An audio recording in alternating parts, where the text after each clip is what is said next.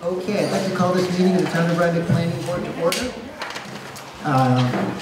I believe the posted agenda stands as first printed out. We will have a, well, we have a correspondence. We do have the November meeting minutes.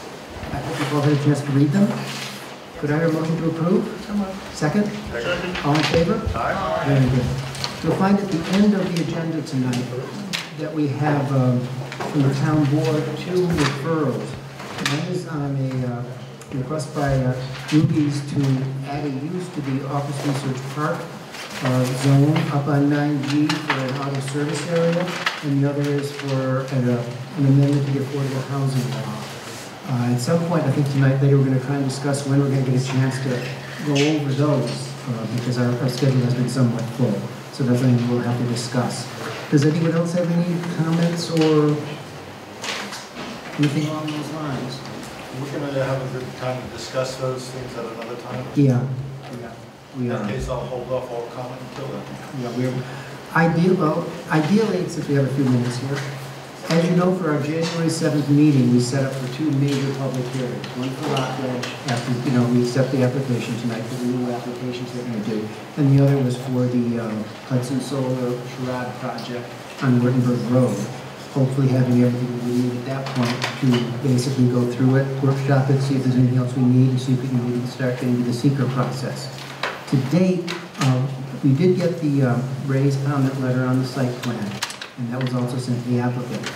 We haven't received anything back from the applicant on that project, so it is possible that if the hearing that we were trying to have in the discussion of seeker for the Hudson Solar Sherrod project cannot be done on the 7th because we don't have the information, we could conceivably discuss those 2 referrals from the town board back instead.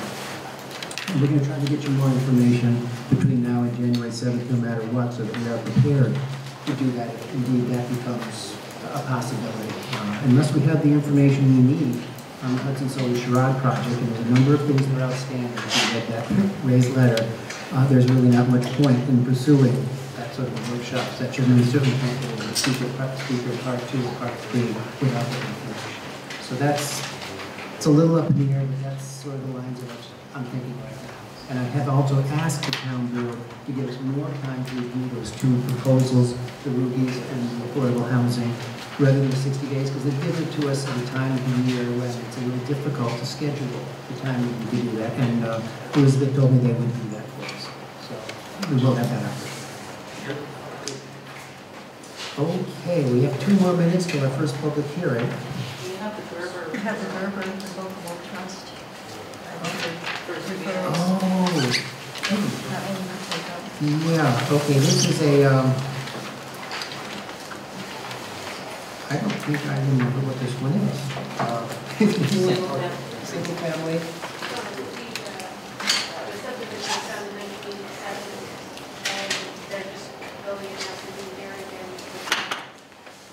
Oh, okay. So it's basically an area variance that they're asking for. Okay. Well, does anyone have any comment or questions about this? Oh, it's on the screen. How much is the variance for? I can check. I don't remember. I think I don't know. It's that property, right? Sort of a long one. Okay.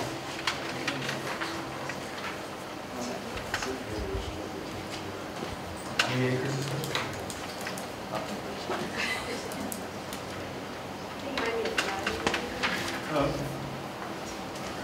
Yeah. I apologize. I don't even remember seeing this one.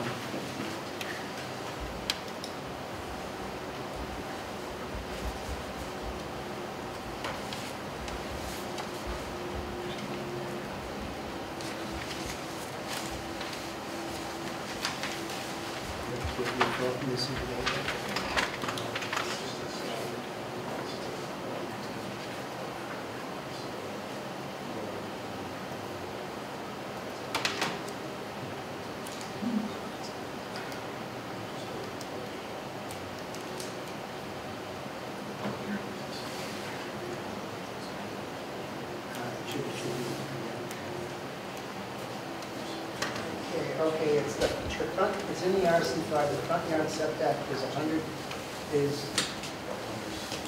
feet, and the requested setback of 50 feet, so they're asking for a 50-foot variance, and the rear yard setback is 50 feet required, they're requesting 47 feet, so that would be a 3-foot variance request.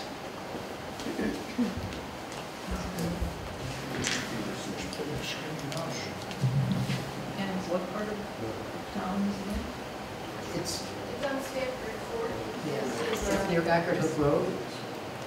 And that is your name, Stanford Court. Stanford Court is the one that's correction.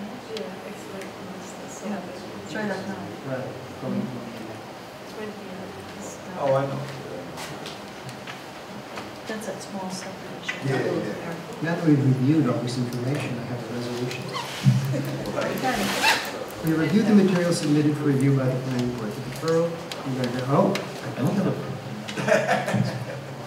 All right, what we're going to do is say we have reviewed the information, we have looked at the variances, and we are going to recommend that the zoning board of appeals use their own determination of what they feel, any public comment that comes up that might affect what their decision is, and we have good faith in their judgment. Go ahead, motion to approve. Second. All in favor? Very good, thank you.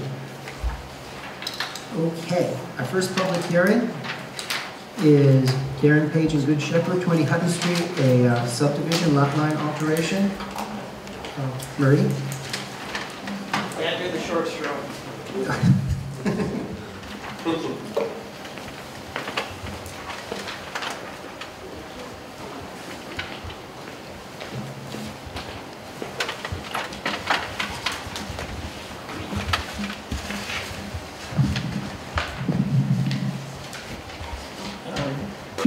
The application is for a lot line alteration between properties of Darren Page and properties of Good Shepherd Church, which borders St. Joseph's Church in Rhinecliff, and also just touches on Corning Street. I'll go over and point out what we're doing. It's a very small, very minor lot line alteration. The main reason for this lot line alteration is because the pool and patio area that belonged to Mr. Page encroached upon the lands of the Good Shepherd Church. The church was concerned that it could ripen into an adverse possession, and rather than ask him to move his patio area, they decided that they would go into a lot line alteration so that the church would get an equal, because this is 5 acre zone, neither of these lots is 5 acres. They're doing an equal land swap of 0.029 acres. And so you have the original lot lines were like Darren Page, it came down like here and like that. So this piece of the church land came up like this. This triangular piece of the church land will become part and parcel of Page land. This triangular piece of the Page property will become part and parcel of the church land. So it will wind up with equivalent acreages. And the pool and the patio, there's a little bit of lawn encroachment that's not a major concern, and also some rock outcropping. It looks like stone wall on the map, it's really rock outcropping that will stay on the lands of the church, but that's not encroachment, that's existing conditions. So that's it in a nutshell. Okay, I know that the noticing was all done and the posting of the sign. Who did the site visit for the plan? I did. Edna? There was to be a letter from the Archdiocese attesting to the correctness of the site plan and their agreement. Is that available? Nobody, I mean, I was told, my only understanding was that you needed the letter that I could represent the church at the planning board meeting. The Father Crawford has seen the drawing. I emailed it to him, and I also emailed him the authorization to represent, because I thought Rod was going to be representing. He said, no, will you represent us? And I said, of course. And so my understanding is that he had seen it, that it's agreeable. Again, we're only talking 0.03 of an acre land swap. And the church is happy to do it because they want to see the encroachment go away. Michael, is that sufficient?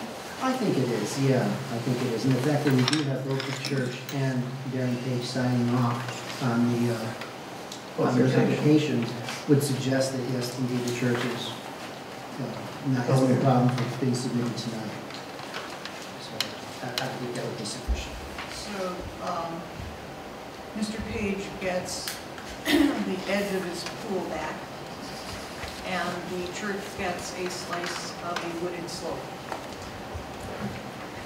Yeah, value-wise, it's probably not equivalent, but size-wise, which is the only consideration of the planning board, It's perfectly fine. it's equal in square footage. Was there a CAB WAC report?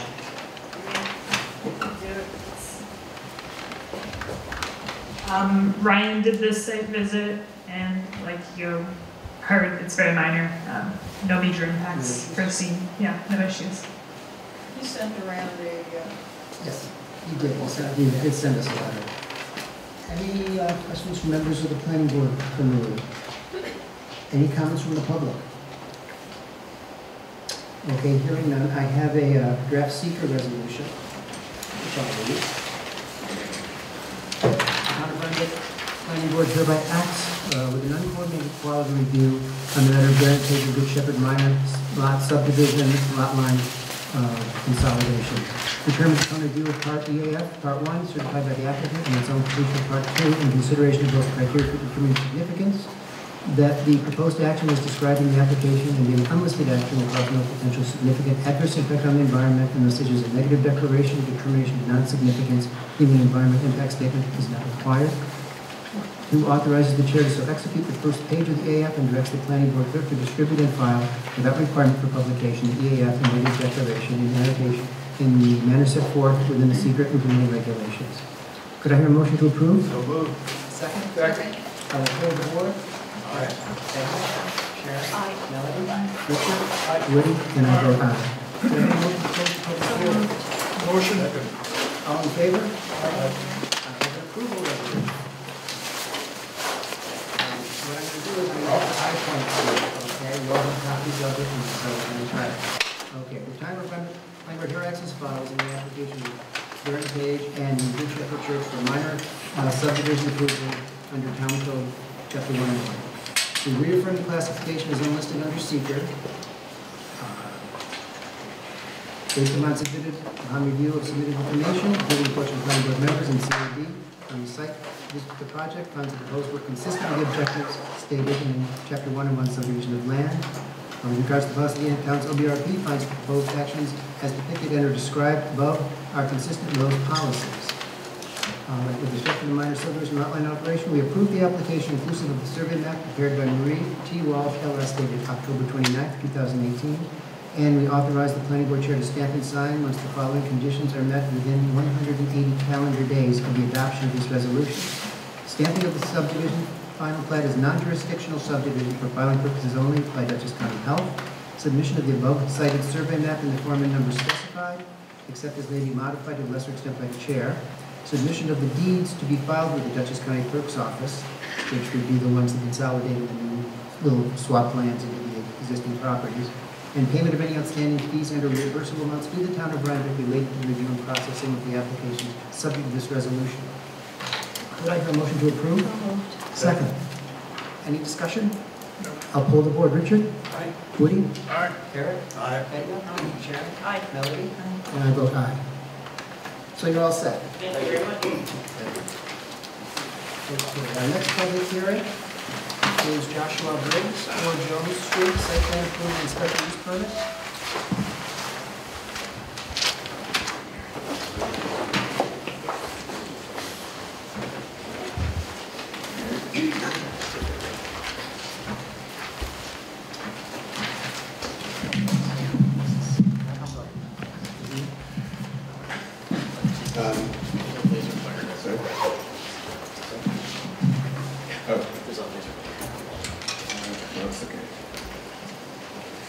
Yeah, I'm just planning to demolish a kitchen that was added in the late 70s to the property and add on approximately 80 square feet as a dining room to that kitchen. That's what I'm doing. Okay. I know that we had the noticing, Gretchen has the paperwork for that, so we're all set with that. Who on the planning board did the site visit? Did you report your findings? It's a very modest change to the building. that will make it a much more comfortable home. I don't think we saw any inconsistencies in what's being proposed there. There's no impact really on the property that I think will affect anybody. I don't know if you just say anything. No, I agree. I think it will hardly be noticed because the deck is going to be removed and then reinstalled once the section is taken off and the entire new section along that entire length of the right side of the building is replaced. So, and it will be done in the style of the building. So I think it's fine. It's good. Not really impacting the windows or any other exterior features. And the style is going to be consistent with the original house. Thank you. CAB?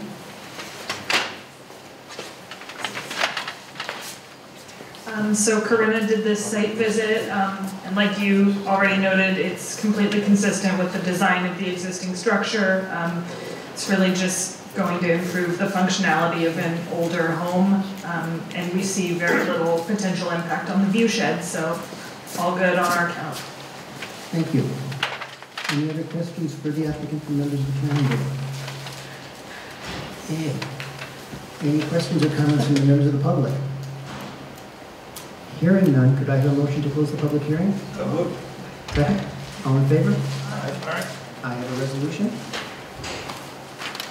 The Town of Rhinebeck Planning Board acts on the application by Joshua Briggs for site plan approval and special use permit. We reaffirm the proposed action is type 2 under seeker, for which coordinating environmental quad review is precluded. Based upon submitted review of information, including reports from Planning Board, CAD members on their site visit, find the proposed work is consistent with the objectives stated in Chapter 125. With regards to the policy LWRP, finds that the proposed actions depicted or described in the above referenced submissions are consistent with those policies. With respect to the application of a special use permit, finds the proposed work and intended use to be consistent with the general standards for special use permits. We grant the request for special use permit conditional upon receipt of the site plan approval from the planning board. With respect to the application of site plan approval, we find the proposed work and intended use to be consistent with Town Code Chapter 125, Section 12572, and we approve the application inclusive of the map and survey prepared by Charles A. Holtz, PLS, dated August 16, 2018. The chair is authorized to stamp and sign the site plan upon the applicant's satisfaction of the following conditions within 6 calendar months of the adoption of this resolution. Submission of the above cited site plan in the form and number specified in Town Code Chapter 125, and payment of any outstanding fees and reimbursable amounts due to the Town of Rhinebeck related to the review and processing of applications subject to this resolution. Could I have a motion to approve? So moved. Second? Second. Any further discussion? I'll poll the board. Eric? Aye. Edna? Aye. Sharon? Aye. Melody? Aye. Richard? Aye. Woody? Aye. And I vote aye. What you're going to want to do is meet those conditions, submit the final plans with the necessary stamps and signatures on it for me to stamp and sign. We want to do that within the next 6 months, and once I do that, you can then get a building permit to proceed with your project. Great. Thank you so much. Okay. Our next public hearing is Susan Koff, 125 Ryan Road and 167-169 River Road, subdivision, wetland permit, and site plan amendment.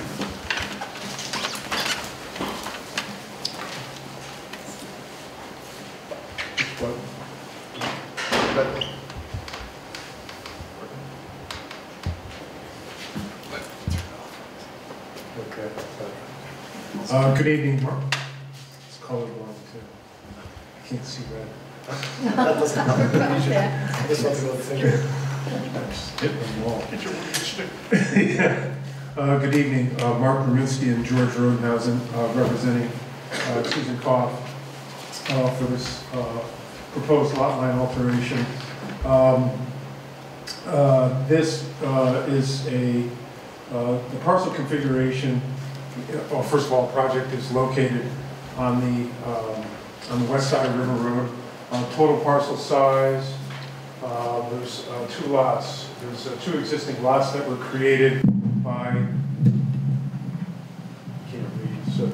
created by previous subdivision. Lot number 1, which is this lot here, the original parcel size was 23.471 acres, and lot number 3A, which I think goes down through here, is 22.076 acres. This particular application is to take this piece right here, which is defined as parcel A, and parcel A is 1.992 acres, and to take this from lot 3A and combine it with lot number 1. And so the new parcel areas for lot number 1, remember before it was 23.471 acres, now you add 1.992 to it, and it is 25.463 acres, and then the balance of the property would be lot 3A is 20.084 acres, keeping both lots in conformance with the current zoning regulations. So once again, just simply this hatched area here to now become part and parcel with this lot. In addition, both of these parcels are under conservation easement with Dutchess Land Conservancy. And this area right here was an area that was designated in the easement agreement and part of the previous subdivision applications as an area that's acceptable for a development for an accessory structure. Costs, and Susan's house, new construction is right down here.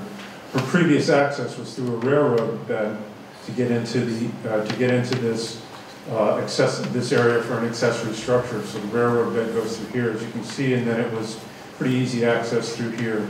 So part of this application included an exercise to demonstrate that access to this accessory area was still available. And so that was done by, with a plan, profile, and some other design that was requested at the last meeting by the planning board. And subsequently, I completed that design and submitted that information, which shows that a driveway can be constructed through here with this is a Class C stream, crossing of the stream, and the crossing of the stream would be spanned. It would be a bridge, and then access into this accessory, this area would be allowable for accessory structure. And so in doing that, once again, so through previous subdivision, this area was designated as Army Corps wetlands, or also wetlands under jurisdiction of the town of Rhinebeck. So it was reflagged, and then adjacent areas to this flagged area was designated. And then right here, I prepared a summary of disturbance area that would be in the adjacent area of the wetland. So this application there's multiple parts to this application. Obviously, one, the lot line alteration that I just described. There's also an application for wetlands disturbance, and that wetlands disturbance is only associated with this construction of the driveway through here. There's no actual disturbance within the wetland, only the adjacent area. Yep, that one right there. So here's the driveway. This area, here's the stream through here, completely spanned, so no disturbance in the wetland at all, and driveway spanned, and then off into the area where you can allow to construct an accessory structure. And then finally, it's also an amendment to the site plan that was originally approved for the project. So that's a summary of what is in front of the board. Okay. George, did you want to? No comment? Go ahead. Noticing, we know that that's been taken care of. Who did the site visit? Yes. Did you report on your findings? Yeah, we went there and looked at it, and sure enough, you could build a bridge across there. It's better than the ferry service they were planning. It's very straightforward, and the access will be there when hell freezes over and they go to use it. But I don't think it really affects much the way it is. No problem. I concur, it's a really good plan. CAB?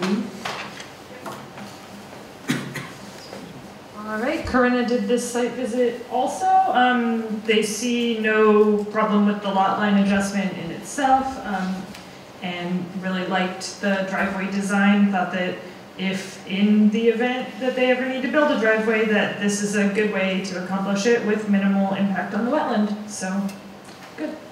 Thank you. Questions from the members of the board for the applicants, representatives?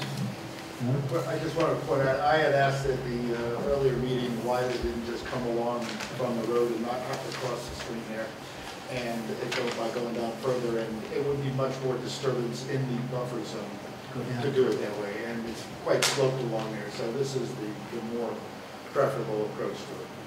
Thank you. Members of the public, anyone have questions or comments?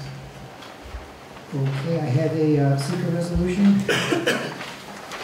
The town of Rhinebeck planning board hereby acts as follows on the application by Susan Clark for site plan approval, minor subdivision approval, wetland permit, respectively at 125 Bryan Road and 167, 169 River Road, within the National Historic Preservation 6020 zoning district, water resource overlay district, Town's LWRA, Hudson River National Historic Landmarks District, and scenic areas of statewide significance Estates District. 1.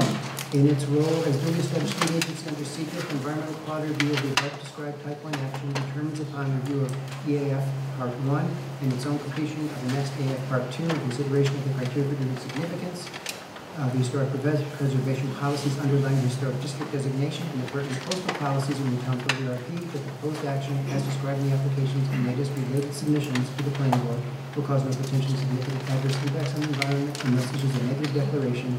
Determination of non-significant human environmental impact statement cannot be required and will not be prepared.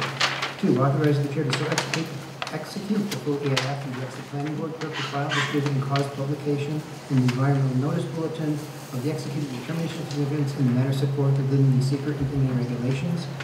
Further, severally determines as otherwise incorporated in the above negative declaration proposed work to be consistent with the pertinent coastal policies set forth in the town's LWRP. Could I have a motion to approve? So moved. Second? Second. I'll poll the board. Richard? Aye. Woody? Aye. Eric? Aye. Edna? Aye. Sharon? Aye. Melody? And I vote aye. We have a approval resolution. Oh, wait a minute, you're right. I have a motion to close the So public hearing. moved. Second. All in favor? Aye. Very good, thank you. Almost got rid of that one. Okay. The town of Rhinebeck planning board hereby acts as follows on the application of Susan Clark for site plan approval, minor subdivision approval, site plan amendment, and wetland permit. We reaffirm the proposed action as type 1 under seeker. Based upon review of this submitted information, find proposed work is consistent with the objectives stated in Chapter 101, Chapter 120, and Chapter 125. With regards to the policy of the town's LWRP, find that proposed actions as depicted and/or described in the above referenced divisions are consistent with those policies. With regards to the application wetland permit, based upon review of submitted information and report from planning board members and CAB members and WAC members on their site visit, the property finds the proposed work is consistent with the objectives stated in Chapter 120 with wetlands and grants the requested wetland permit conditional upon receipt of minor subdivision and site plan approval. With regards to the application for minor subdivision, finds the proposed act to be consistent with Town Code Chapter 101, subdivision of land, Section 101-4.1, and grants the requested minor subdivision upon receipt of site plan approval. With regards to site plan approval, we find the proposed application consistent with Town Code 125-72, and we approve the application inclusive of site plan prepared by Mark Rominsky, DE, dated December 3rd, 2018, and we authorize the chair to stamp and sign upon the application's satisfaction of below conditions within 180 calendar days of adoption of the resolution. Submission of the above cited site plan in the form and number within Town Code Chapter 125. Payment of any outstanding fees and a reimbursement allowance due to the town of Rhinebeck related to the review and processing of applications subject to this resolution. Could I hear a motion to approve? So moved. Could I hear a second? Any discussion? I will poll the board. Richard? Aye. Woody? Aye. Eric? Aye. Edna? Sharon? Aye. Melody? Aye. And I vote aye.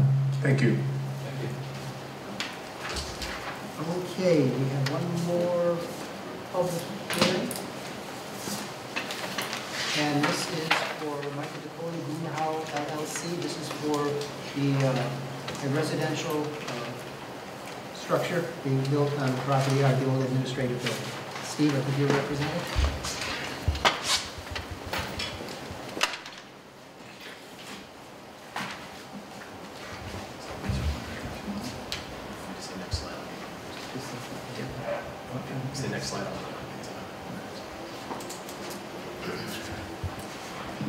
This is an application to use an existing steel structure. Oh, let me, for those of you who don't know, this is a property, a large property on Morton Road. It used to be the Holy Cross School. In fact, that's a picture of it, what it used to be. Jamie Keible and Michael DeCola bought the property, I think, 8 or 9 years ago. And they cleared this building, and this building, and this building, and this building, and there's a little building there. And they took this, they cleared that, but they kept the steel frame, which, this was the administrative building in the school, and that, they kept that steel frame with the intention of eventually using it to be a part of their house. So they've recently hired me to look at that steel frame and design the house based on it. You probably remember that this site has been a major pain in the neck for the town for decades. It was a school for troubled kids for a long time, and there were many problems with the kids roaming the neighborhood and stealing and getting into trouble. Then the school closed and sat there derelict, and there were various proposals to do 400 housing and what was it, adult care units, I think. Another proposal for another school for troubled kids. And it was, meanwhile, it was being badly vandalized. It was a big problem for the town until Jamie and Michael bought it, and now they've made it into an equestrian facility, and want their house to be there too. So this is where the stable is now. These buildings really can't be seen from the road because this, you can't tell from this slide so much, but this is a hill. And this is down much lower. Morton Road is over here. Oops, did I do that? Can you go back? Morton Road is over here. So you don't really see these buildings, but you do see this frame, as I'll show you. Next one. Yes, you can do a video.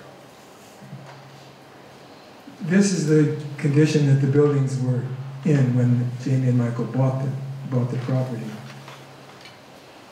And this is, you can see what their character was. They were built in the late 50s, and they were very pedestrian, ugly buildings. This is what the vandalism had done to them. So that is the site plan when all the buildings existed. Again, this is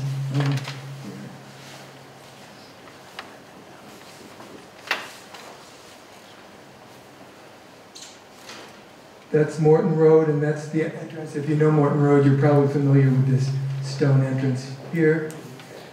When you're driving along Morton Road, Mill Road is over here. When you're driving along, the views you get of this existing building are from basically along here and then up here. So I'm going to show you, I'll show you those views.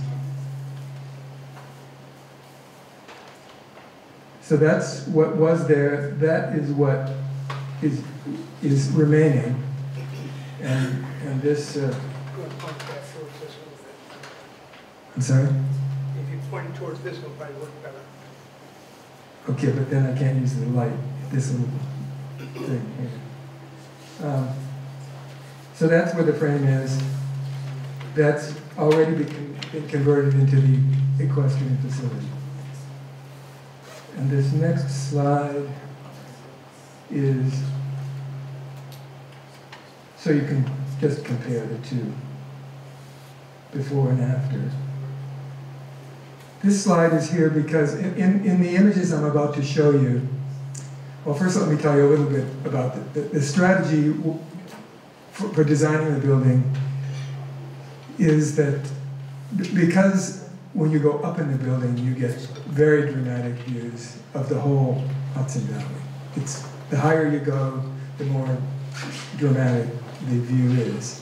So the plan is to put the living spaces, the primary living spaces, on the top. There'll be an elevator and a sort of a grand stair. And the top floor will be basically a glass floor, and the others will be masonry, much more opaque.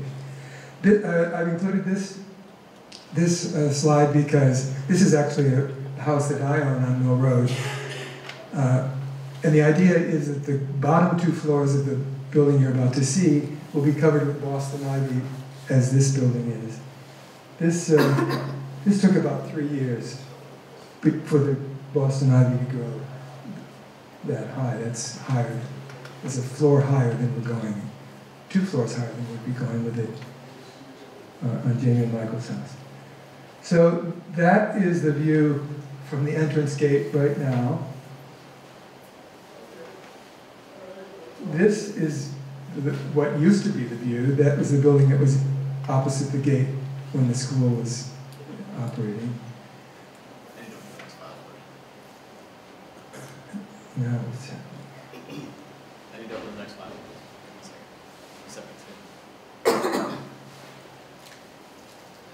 okay, and that's the view of the proposed residence, with the top floor being a steel and glass pavilion.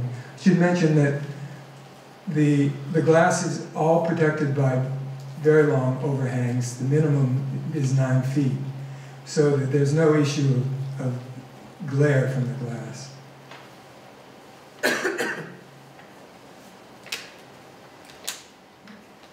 This is the building that used to be there as seen from Mill Road. That's the frame of a similar view, and that's the proposed building. So the rest of the slides have to do with the floor plans. I don't know if you really, I won't take up your time with that unless somebody needs to know about it. I think these are really the relevant images for your consideration.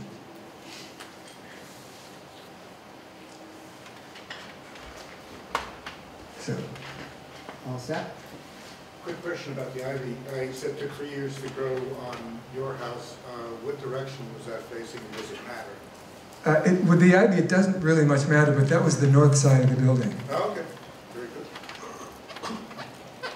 All right, I'm noticing that all has been taken care of. So who did the site visit for the planning board?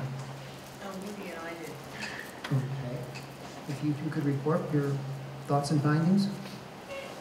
Woody, do you have some? Yeah, first thing, I have to explain to everybody in the room, I had a first-time experience when I went to this site. It's the first time, and I'm probably the oldest or longest on the planning board, that I had the applicant ride up on a horse. Okay? Thus, because he has a stable next to it. But I look at that building as being an outstanding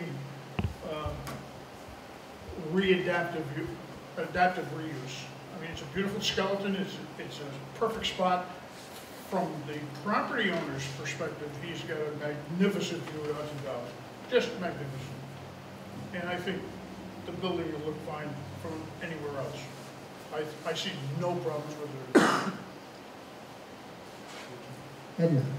I agree with all of that. I'm sure it's going to be a beautiful, very dramatic building, and the view really is spectacular, all the way down to Norring Point from the 3rd floor.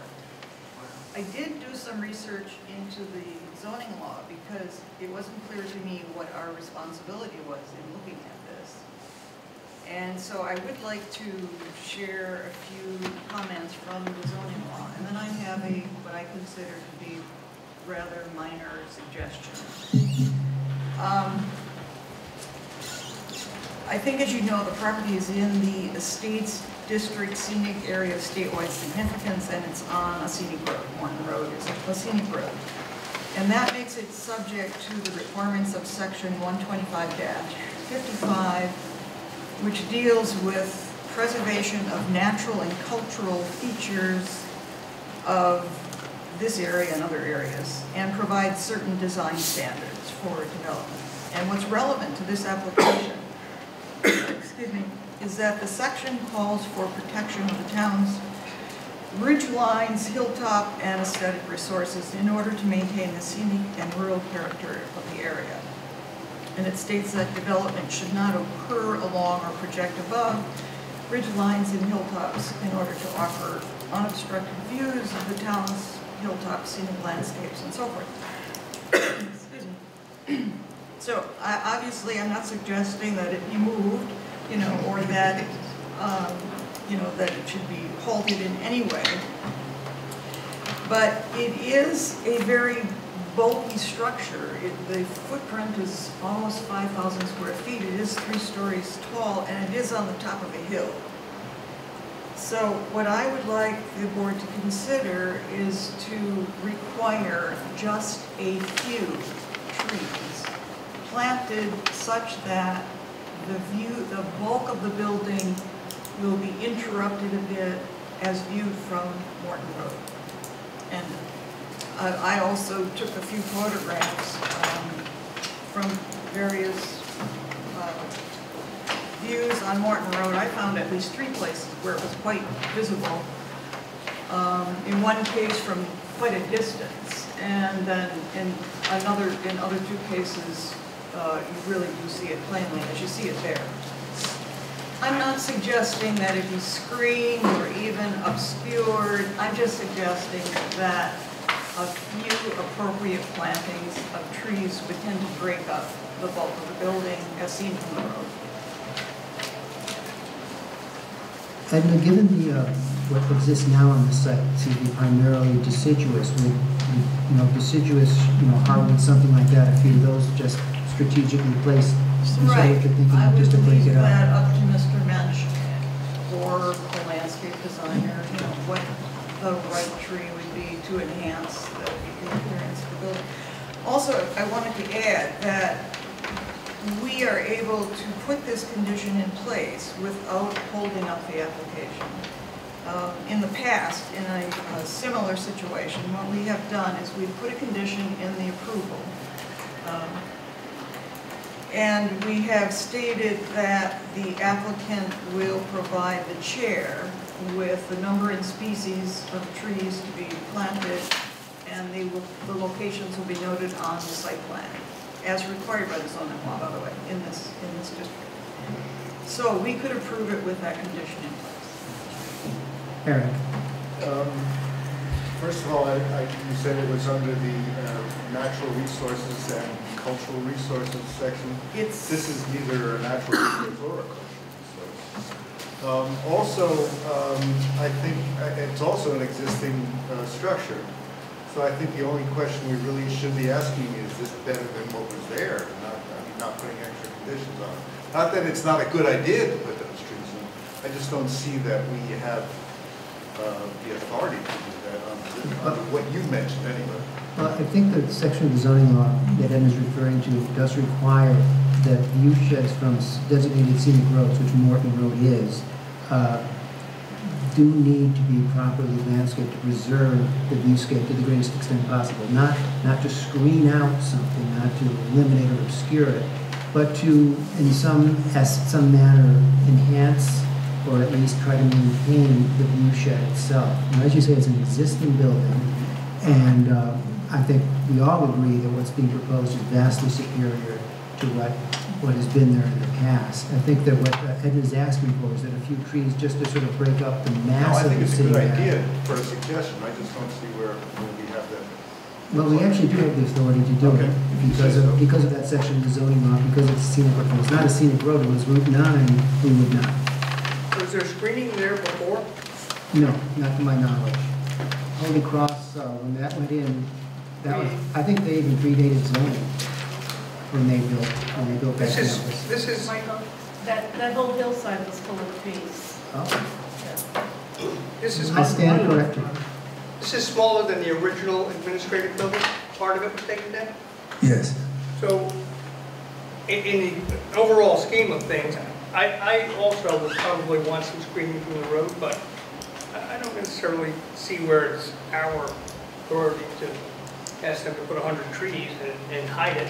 If anything, it's got green, it's got ivy all over the whole building. We're not asking for to screen it, Richard, we're just asking, I think what Ed was saying is just a tree or two here, there's to break up the view. You're still gonna see it, you're still gonna know it, but it doesn't stand out as directly as it does now.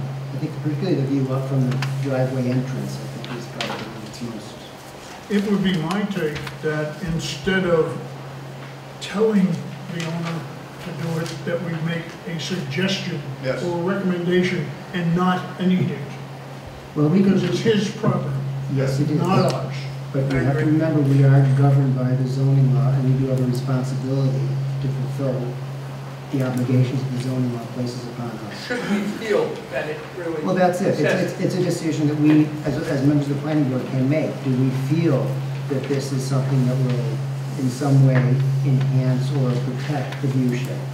And I think that that's a decision Compared to we what was there for the last 25 years, this is a plus. Yes, I A agree. multiple of pluses. I agree it is. I agree. I also see Ed's point. And that's something we need to, as a planning board, to decide. I mean, I thought that the reason that applications like this come before the board is for us to try to bring properties into compliance with the zoning law and the comprehensive plan. And that's what this is trying to do. You know, I don't think it's asking a lot. Mr. Wrench, do you have any objection to a few trees being planted in the appropriate places around this building? Well, I don't have any objection, but of course that's not my decision, that's Michael and Jamie's decision. But you're the designer, I mean, it's your design. Yes. It's just not your pocketbook. Yeah, as I say, from my point of view, a few trees would be fine. I certainly have no objection to that, but I can't really say what Michael and Jamie would say about that. I did speak with Michael today, and he said that if there's anything tonight that seemed in any way difficult or whatever, needed further information or anything, if we could continue the public hearing to our next meeting, I'd give you the February 4th meeting, so that he could come and speak to them, because I know he can't be, and I know why he cannot be here tonight. And I said, of course. I think you're better off without him being here.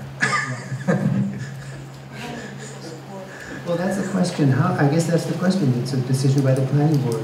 How many people here feel that a few trees would help them to enhance the view shed there, and is something that they would like to see as a condition of approval? You could raise your... Those are two different questions, though. I think no doubt that they would be improved by some trees. Well, I think there's no doubt that I don't see where the authority is in there, but I'm not as familiar with it as you are. That's why we're doing site plan.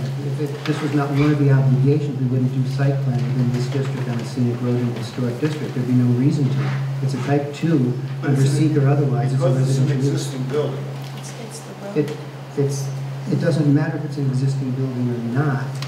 It's still something that we have to decide. And so we have to decide whether we feel it's appropriate to ask for a couple more trees to be put in. It's a decision we have to make. My fear of that is what stops us from, on the next applicant that walks in here, who only has a 2,200 square foot home, but it's there on the road, there's nothing in front of it. Do we have the authority to ask them to put some trees there too? If it's on a scenic road, yes, we do. I mean, Oh, thank you. Yes, thank you. Getting kind of tired of that, huh? That feedback was getting rough. Michael, could I just add that I believe the house will be beautiful. It is quite large and it's bulky. It is on the top of a hill. That's the issue. It is in a historic district and along a scenic road where the zoning law clearly gives the planning board some authority to mitigate that fact, that it's sitting on top of a hill, visible from several places on Morton Road. And I'd like to ask our attorney, does the planning board have the authority to set the conditions? To require trees, not just to recommend. I don't even know what section you're talking about in the law. 125-55. It's seems to say that a lot of times with vegetation that, maintain the existing vegetation. I don't see anything regarding requiring new plantings, but it does say that they shouldn't have buildings that protrude above ridge tops or hilltops. But it's already there. Yeah, I mean, like I said, I don't see anything that says planting is required, but, part of, by putting trees that might mitigate what it's trying to do. And also in the general special permit section, broad authority is given to the planning board to set conditions that help meet the requirements of the zoning law and the comprehensive plan. Yeah, I mean, I think I would want to take it, if the board wants to put a definitive opinion on the extent of your authority to require something on this, I'd have to say we'll take a look at it and provide you with an opinion. I think that, I suspect that you probably do have the authority to do it. But I think the threshold question is whether or not, at this point, whether there's a desire on the part of the board to want to take that step. And if you do want to take that step, then we can look into it for you and give you an answer.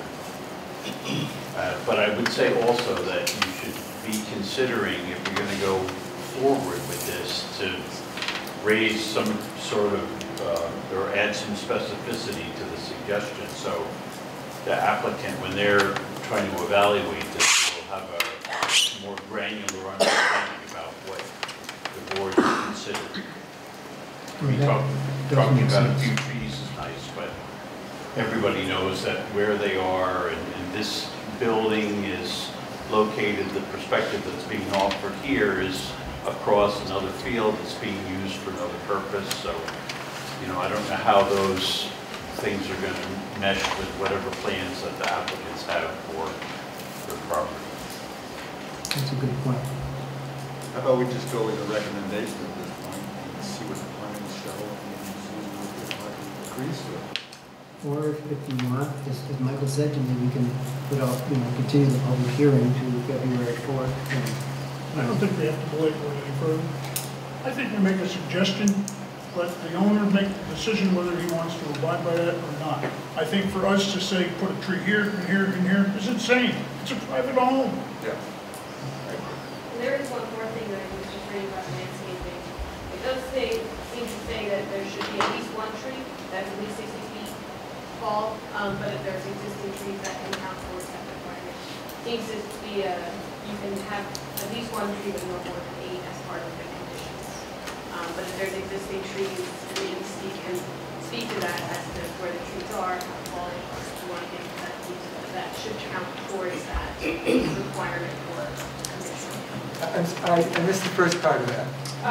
According to that section, it says that there has to be at least one tree of at least 60 feet for every 2,500 square feet of the parcel area. I don't know what area? Of the parcel. Parcel area. What is it, 600-acre parcel? Yeah, I mean. I think we'll meet that. I'm pretty sure we'll meet that. So, does the tree count on the other side of the property? I mean, I agree with that, but this is a heavily wooded lot. Many. Like I said, I don't know the whole. And they have done due diligence around the whole horse barn and the bridge across the water. I mean, it's very beautiful. I have no doubt they're going to do something, whether or not it's our position to They've already mandate planted it or just all over the face of it, so. to request it or make a suggestion, I think is a reasonable thing to do. Michael, would it be useful for the board to hear the CAC's report before continuing this? I think that's a good idea. So why don't we do that? Yes. No pressure. Yeah, it's all on you now. Well, Corinna did the site visit, so it's her. She was really impressed with the design, recognizes that the existing structure has been something of an eyesore for a long time, and thought that this would improve the view shed based on the idea of where is it now and where does the site plan take it. And we also felt that the ivy coverage would add a little bit of a natural look. I'm sure that we wouldn't say no to some trees. We're always here for trees, but she didn't state any of that in her report. Thank you. I have 2 letters, why don't I read these, that were submitted today regarding this project. And this is from Jolie Milstein at 250 Morton Road. Dear Sir, Madam, I've owned my home on Morton Road for over 30 years, and I've seen lots of changes on the neighboring property during that time. At first, an operating Holy Cross campus with problem students trespassing and in several instances stealing from neighbors, including me. The closed and then abandoned Holy Cross campus was even worse. The site became an attractive nuisance with illegal and destructive behavior. And now finally a successful and beautiful horse riding facility where all of the old, unattractive institutional buildings have been removed or repurposed in a productive way. I support the plan Jamie and Michael are presenting to use the last remaining building of the campus as a residence. I believe their adaptive reuse of this structure will only improve on what has been a positive transformation of our area of the town. And from Bob and Gloria Fox, they're at 232 Morton Road. We regret that we will not be able to get to the planning board meeting tonight. This letter is written for the Kaibo Pacola application for conversion of the existing frame structure on Morton Road. As all of us that live on Morton Road know very well, the Kaibo Pacola purchase of the property and the work that they have done is extraordinary and is certainly an asset to our community. The structure once... This structure, once an ordinary building, definitely deserves additional attention. We think the stone base that will eventually be covered with ivy will certainly mitigate the feeling of a large building, and the light outfit structure on top will make the living space gesture an inviting and an important landmark on the site. Please accept this letter as a strong message of support for this project. Okay, before I open this up to the public, does anyone else have any other questions on the board? I have a question. Yes.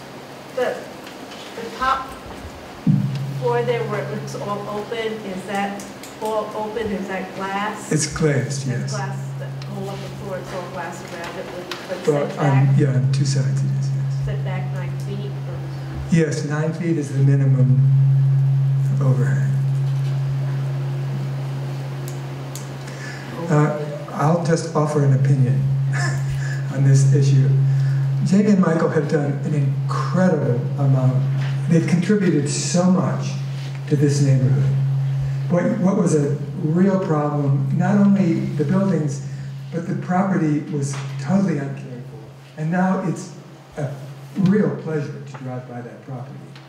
And to go in now and say you have to plant some trees, it's kind of insulting and lacking in appreciation for all they've done. I live on Mill Road. I lived on Mill Road throughout all of this, and I can't tell you what a difference, what a huge improvement that land is. And I just don't, I think it's so picky and small at this point to say you have to plant some trees when they've done so much to improve that neighborhood. Well, interestingly, one of the pictures that was supplied to us, second picture in, shows it from Morton Road, and I can count an awful lot of trees. Oh, there are many, many trees over 60 feet. And you know, the fact of the matter is they probably will plant some trees. I mean, I can't swear to that, but given their whole attitude toward this property and all they're trying to do to make it beautiful, it's almost certain that they're going to plant some trees. But to tell them they have to plant some trees, it seems inappropriate to me. Questions, comments from the public? I'm not hearing anything. Okay, it seems like we have a somewhat split decision here. I think that the only thing that in terms of trees that I think everyone might be able to agree on is a suggestion that perhaps some trees be planted in strategic places just to break up the mass from different breathing spots on Morton Road, as opposed to making it a requirement. I could almost promise you that if you suggested it, it will be done. I don't think that any of us find any other issues with what they're proposing to do. The purpose of the structure, the way they're proposing to do it, what they're proposing to do. So I guess I'm at the point now, since we have no further public comment, things like that, I'd like to hear a motion to close the public hearing. The motion. All in favor? Aye. Public hearing is closed. It's a type 2 action under secret. It's a residential residential function. I guess, taking everything into account, looking at it, looking at the property, what everyone has said, I personally would be comfortable with suggesting that we take a few trees in a few spots might help to break up the mass of the building. To require it, the one question I had about requiring it, of course, is it is a residential use as opposed to commercial or industrial or something like that. It is a pre-existing structure. And it meets the area and bulk regulations in terms of height and all that sort of stuff.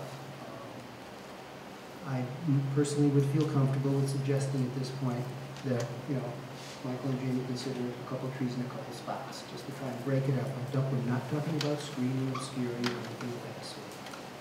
That's just how I feel. And I think, you know, if you want, we can take a vote on how we want to do this, suggest or require. I'm happy to do that as well. Is that sort of the board's feeling that they like to do it that way? I didn't quite understand. Do we want to have a vote on suggesting trees be planted as opposed to requiring that trees be planted? To see how the board feels. Why don't we lead with a suggestion and see where it goes? All righty. And I'll just ask each of you, I guess, why not, to what you're thinking of, Eric, to suggest that we plant trees there in your field. Yeah, I mean, make a suggestion. If they show up on the next set of plans, so much the better. Edna? It won't be any next set of plans, because if we approve it tonight, it goes. Okay. Well, it could be a condition, Woody, my side. I don't think it should be a condition. Yeah, well, I am okay with stating it as a suggestion. I don't feel that it's picky if we were to require it. I think our job is to look at various sections of the zoning law and various areas in town and to try to do what the zoning law asks. And I would like to know whether you think that we have the authority to set it as a requirement, because I believe we do, so I'd like your opinion, if that's okay with you. absolutely. I think that, you know, it's one of the things in the zoning law which appears to require us to do that under certain conditions.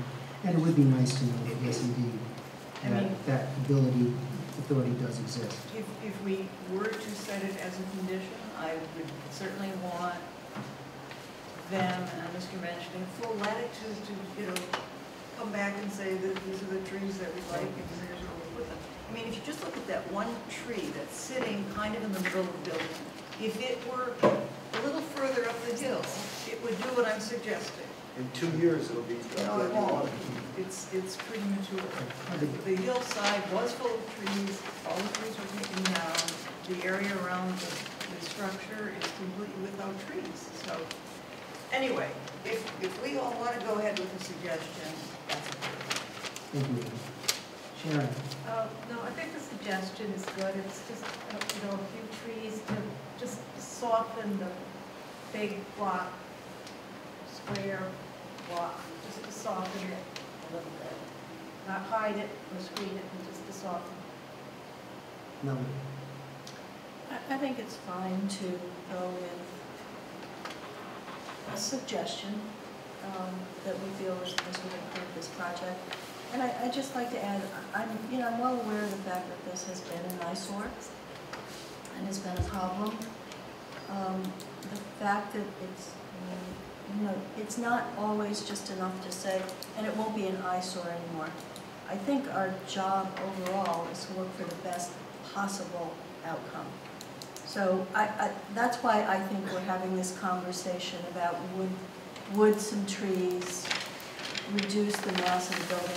And I think that's a healthy conversation to have, because we're not just looking to make it better than it was. We should all be striving, as I know you are, and Jamie and Michael are, to make it the best project. So let's not lose sight of that. Thank you. Richard? I think it's going to be a magnificent building. I personally will probably slow down and gawk at it every time I drive by. I have not been up on the top, so I don't know what the views look like. Is it fair to say that these are paddocks around this building? Yeah. So what they do, I'm sure that they will do plantings and some landscaping at their own leisure. I'm perfectly fine without even making a suggestion, but suggestion goes a long way. I'm sure they're going to be in front of us in the future, and they want to keep us happy. I just think it's, what they're doing is going to be great, and I don't mind looking at it. I think it's nice to see some of these nice, big, old houses. You want to go up to the top and look out at it. I really do. Did you go after the top? We're on the third floor. So there's staircases in there right now, old metal ones? There are, yes. Okay. I might just comment that I know you're not talking about a screen, which is a different thing, but one thing that I find really nice about what's happened is that actually I have a couple of slides that illustrate this point. This is Morton Road, and almost the whole length of it looks like this, which is very nice, of course, but it's a tunnel. Almost all the way from Mill Road to Rhinecliff. But then you get to the part that they've opened up, and you get a vista. And it's very nice not to get a vista occasionally instead of being in a tunnel the whole way. Let me interrupt you a second, because I live near this myself. But if you go over here, when the Holy Cross was there was a sewage plant right there. It's gone now. Think about it. I'd also like to point out that making a requirement of it, it's almost like, I mean, these people have paid close attention to the aesthetics of this property. And it'd be like telling Picasso where to dab his paint. They have a good understanding. They don't want to make this place look bulkier than it needs to be. They want it to be a beautiful place. So I say let them run with it without us tripping them up with it. I live down the street from a horse farm over on Württemberg Road. And people walk down my road just to walk by the open fields, see the horses, the big barn. I mean, it's, yes, it's a big barn. Yes, this is a big building. Some people might not like it, but some people will like it. Well, on the same token, if you go down Morton Road, there's a Miami South Beach house across the street from it. That every time you go by, there's this big yellow house. Is that fitting in the neighborhood? Probably not, but it's there. So this is, in my opinion, a vast improvement over what was. Ask John what we can do about that one. So I think what we're going to do Ask John what we can do about that one. So what I think we're going to do is add a suggestion into the resolution as opposed to a condition. Any other comments from members of the planning board? I believe we did close the public hearing. Okay, I have a resolution. The Town of Rhinebeck Planning Board hereby acts as follows in the application by Dakota Mahal LLC for site plan approval in the Town Code Section 125. We reaffirm the classification of the proposed action as Type 2 under seeker based upon the review of submitted information, including reports from the planning board members and CAB members on their site visit that find the proposed work consistent with the objectives stated in Chapter 125. With regards to the policies of the town's LURP, finds the proposed actions as depicted and or described in the above referenced submissions are consistent with those policies. With respect to the application for site plan approval, we find the proposed application to be consistent with Town Code Chapter 12572. And we approve the application inclusive of the site plan prepared by Steve Match, Robert Murray, subject to adding a date to the plans for reference in the future prior to stamping and signature by the chair. We also offer as a suggestion that the applicant consider planting a couple of trees to try and somehow break up the mass of the building. We authorize the planning board chair to stamp and sign the above cited site plan upon the applicant's satisfaction of below conditions and or requirements within 6 calendar months of adoption. Submission of the above cited site plan in the form and number specified within Town Code Chapter 125, and payment of any outstanding fees and or reimbursable amounts to the Town of Rhinebeck related to review and processing of this application subject to this resolution. Could I have a motion to approve? Motion. Second. Second. I will poll the board. Eric. Aye. Edna. Aye. Sharon. Aye. Melody. Richard. Aye. Woody. And I vote aye. Okay. We had one other public hearing that we got on the calendar earlier, and that was for the Boomer Hollow Solar Farm proposal on Morton Road. That has now gone before the Zoning Board of Appeals. And having gone before the Zoning Board of Appeals, we then subsequently have continued this public hearing to an unspecified time, unspecified date. It would have to be renoticed after we find out what the ZBA is going to say in terms of the applicant's request for a overturning interpretation of the zoning enforcement officer regarding screening of the site. So at this point, there is no public hearing because some of the very particulars of this public hearing no longer exist. So as soon as we're in a position and the applicant tells us we're prepared to proceed, we will be renoticing everyone as if we were starting over again, and we will then resume the public hearing. Okay, we have a couple of other new applications. The first one is Rockledge, 492 Catherine Hook Road, site plan, special use permit, wetlands permit, and a deed subdivision.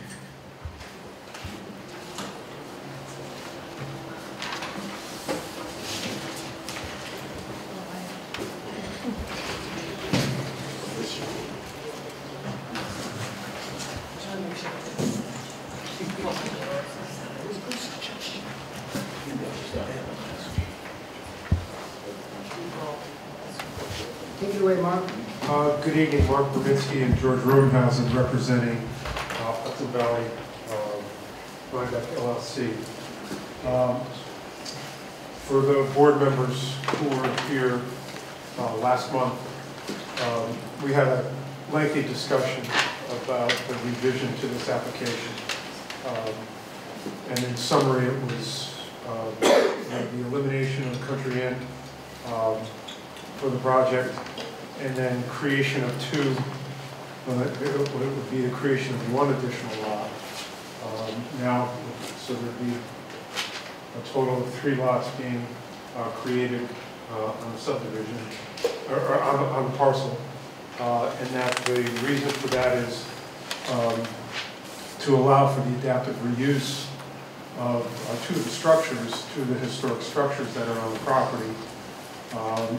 And then, development of those historic structures into condominium units, and so creation of units. So in summary, it's what we're doing now is it's just a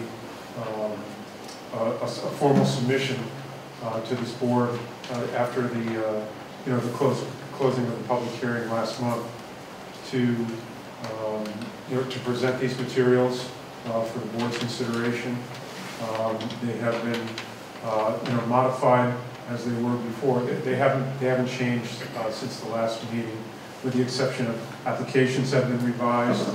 To note that that the Country Inn will no longer be part of the application, that it would be only condominium units, and that from the 12-room, in summary, the 12-room Country Inn would be revised to 8 condominium units, 4 units for each of the lots, each of the 2 lots outside of the lots being created for the what was always been on the project, 28 condominium units. Would the board like me to go through the complete presentation and discussion again? It's just, once again, I think just where it differs from what was presented before when the Country Inn was part of it. Just, I think the specific changes of the subdivision, the 3 lots, and just the 2 structures that are not going to be condominiums as opposed to part of the Country Inn. And that's it. So that's the only change. Documents have been revised to reflect that, along with information, and those documents being the application, site plan, special permit, wetland application, and then also an update to the traffic analysis that has also been included. EAF has been updated, provided a summary, a new summary of water demands and wastewater generation that's included in the package.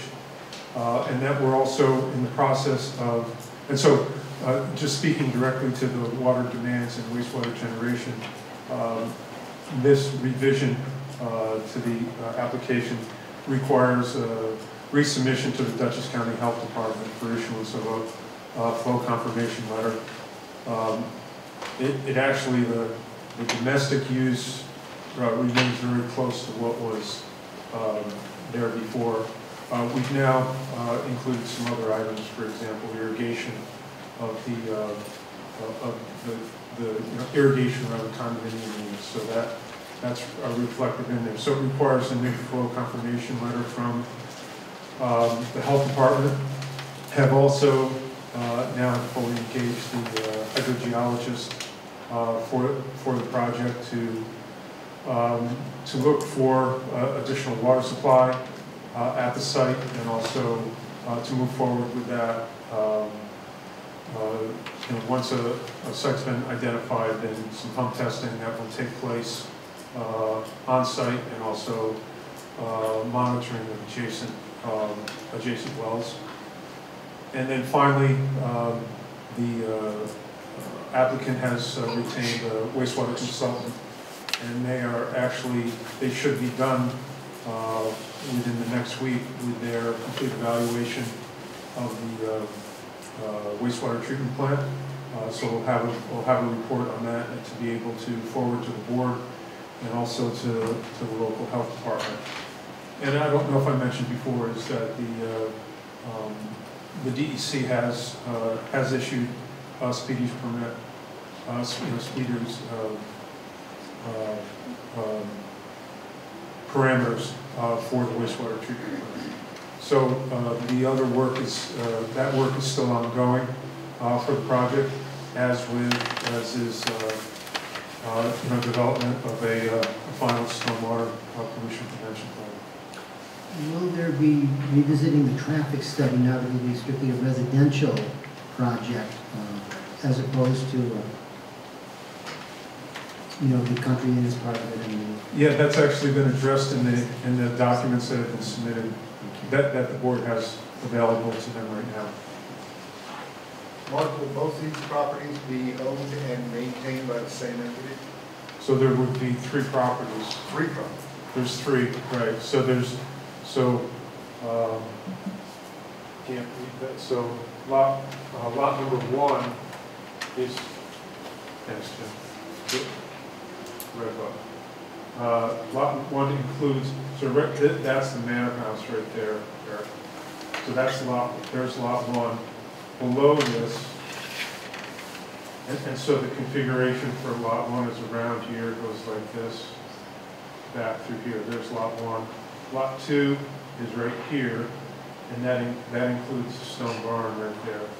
And included with the stone barn as part of this application, there'll be an addition to that.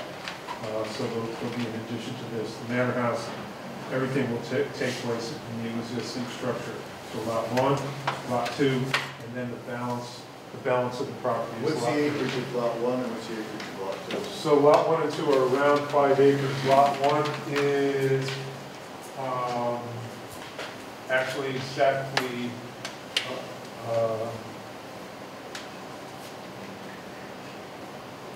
Jim, can you drop that down? Yeah, I think they're both around 5.1, 5.2 acres. Okay. And so my question now is, will all 3 properties be owned and operated and maintained by the same entity? Yes, they will. Okay. And is this going to be, will this be phased, and in which case, how will it be phased? So I'm sure there will be some phasing, so we're developing that now, and that's going to be part of the overall development will be associated with, obviously, a stormwater pollution prevention plan. So there will be some phasing.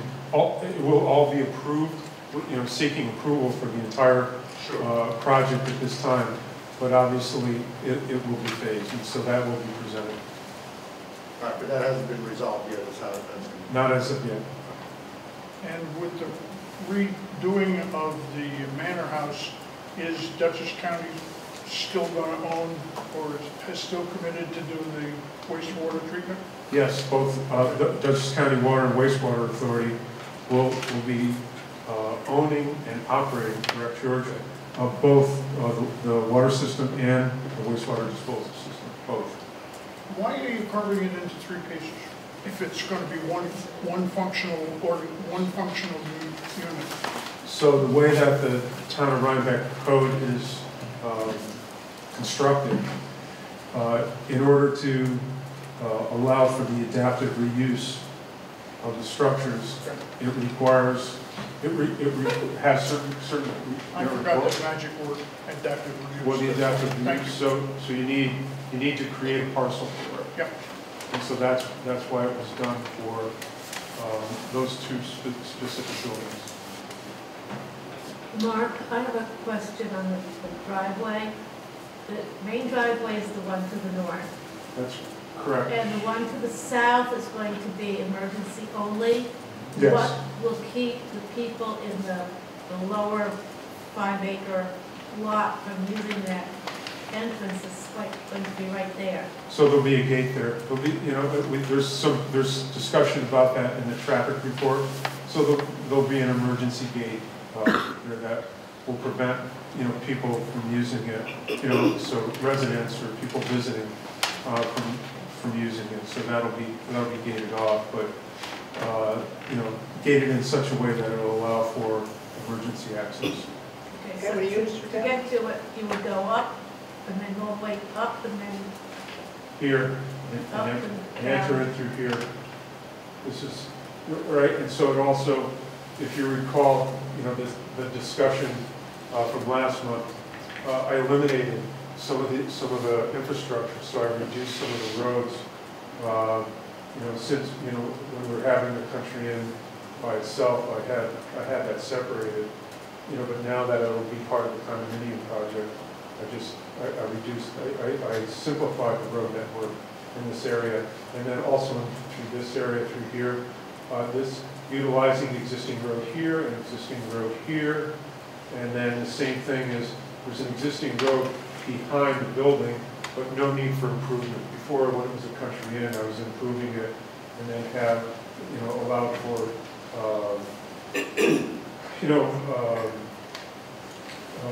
vendors or service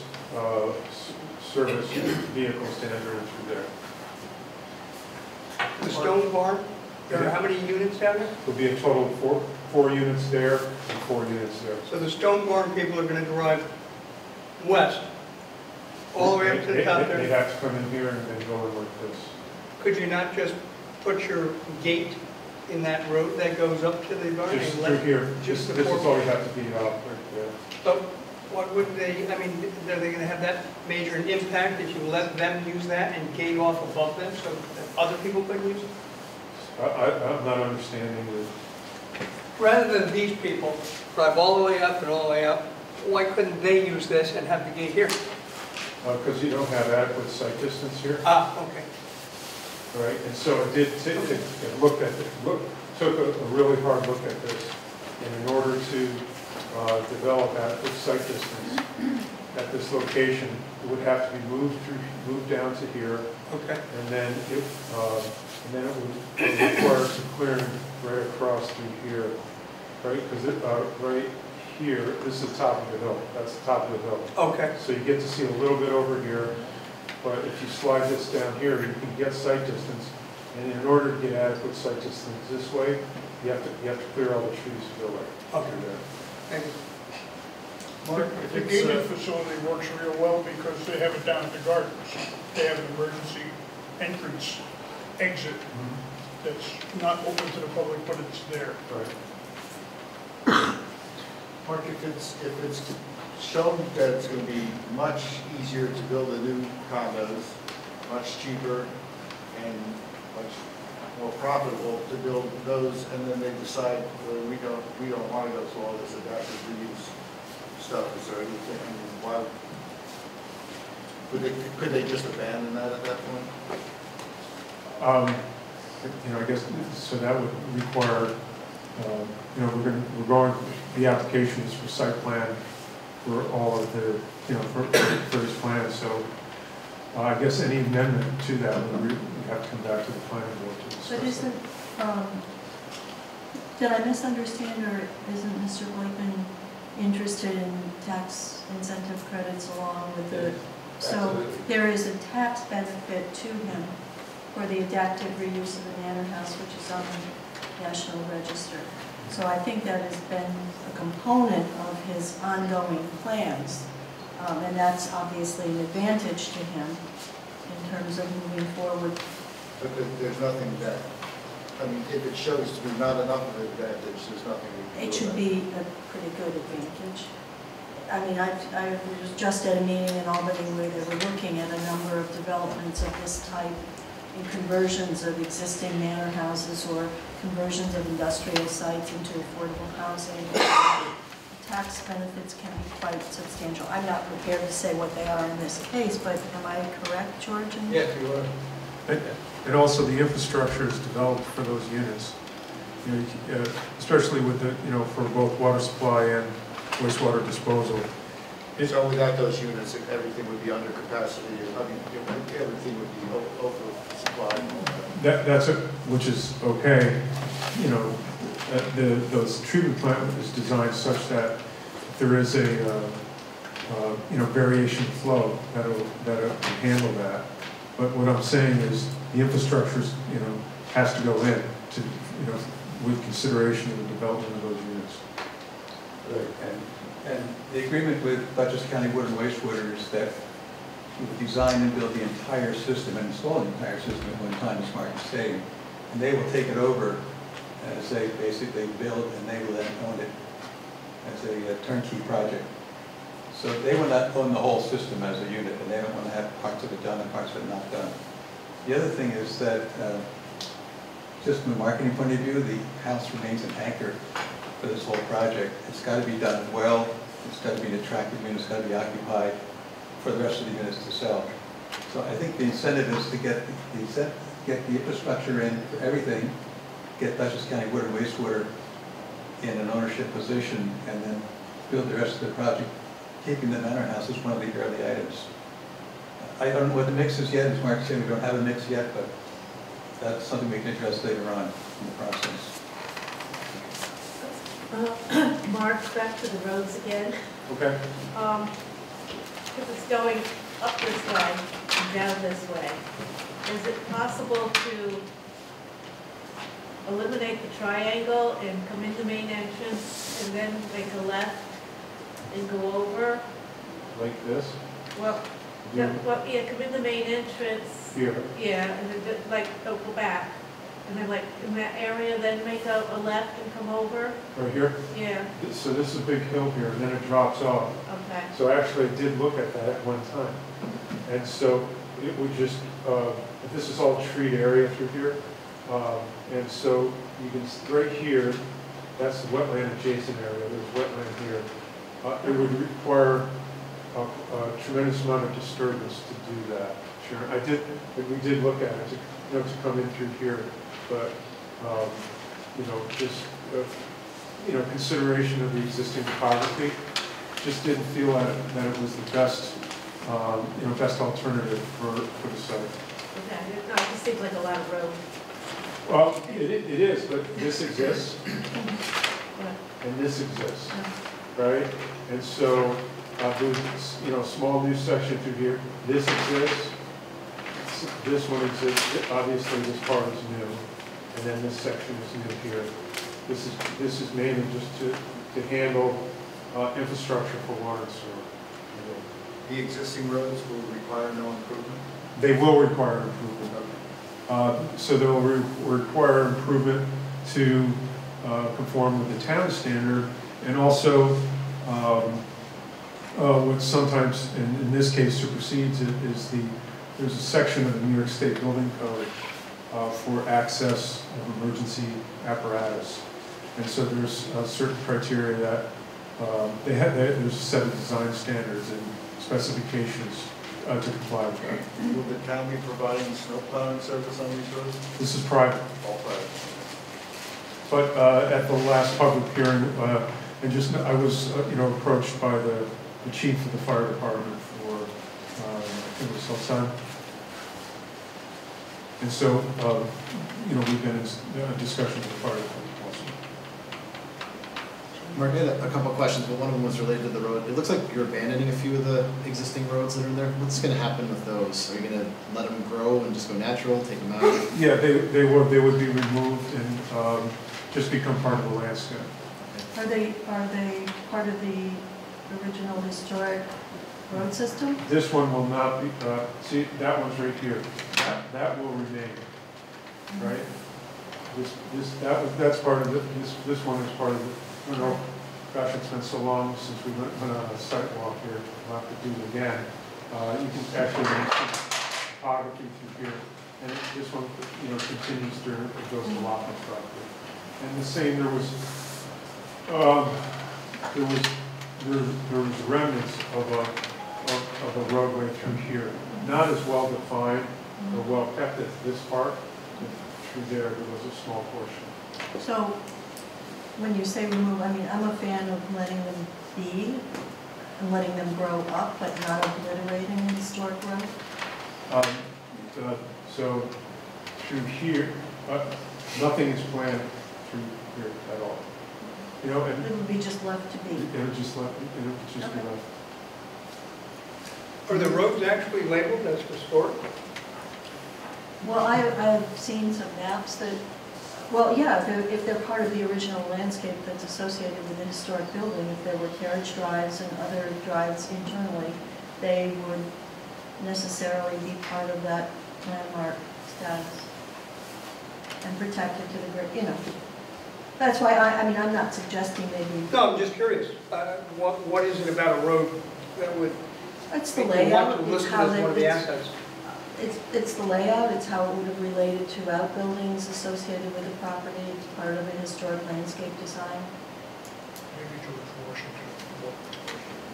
Jim, got other? No, just a few quick other ones. Yeah. Maybe discussed this before I came on board here with the town, but the kind of hammerhead parking areas that are there, are they for parking, emergency access, both? And do they have any direct walkway connections to the buildings, or? This one there and then two up toward the top of it. So this one is strictly, we have to have a pump station here. Right. So this is strictly for utility through here. Through here? Yeah, there, just to be able to turn around. And so, part of the plan is to develop some type of walking, trail system for the site also. So that too is evolving.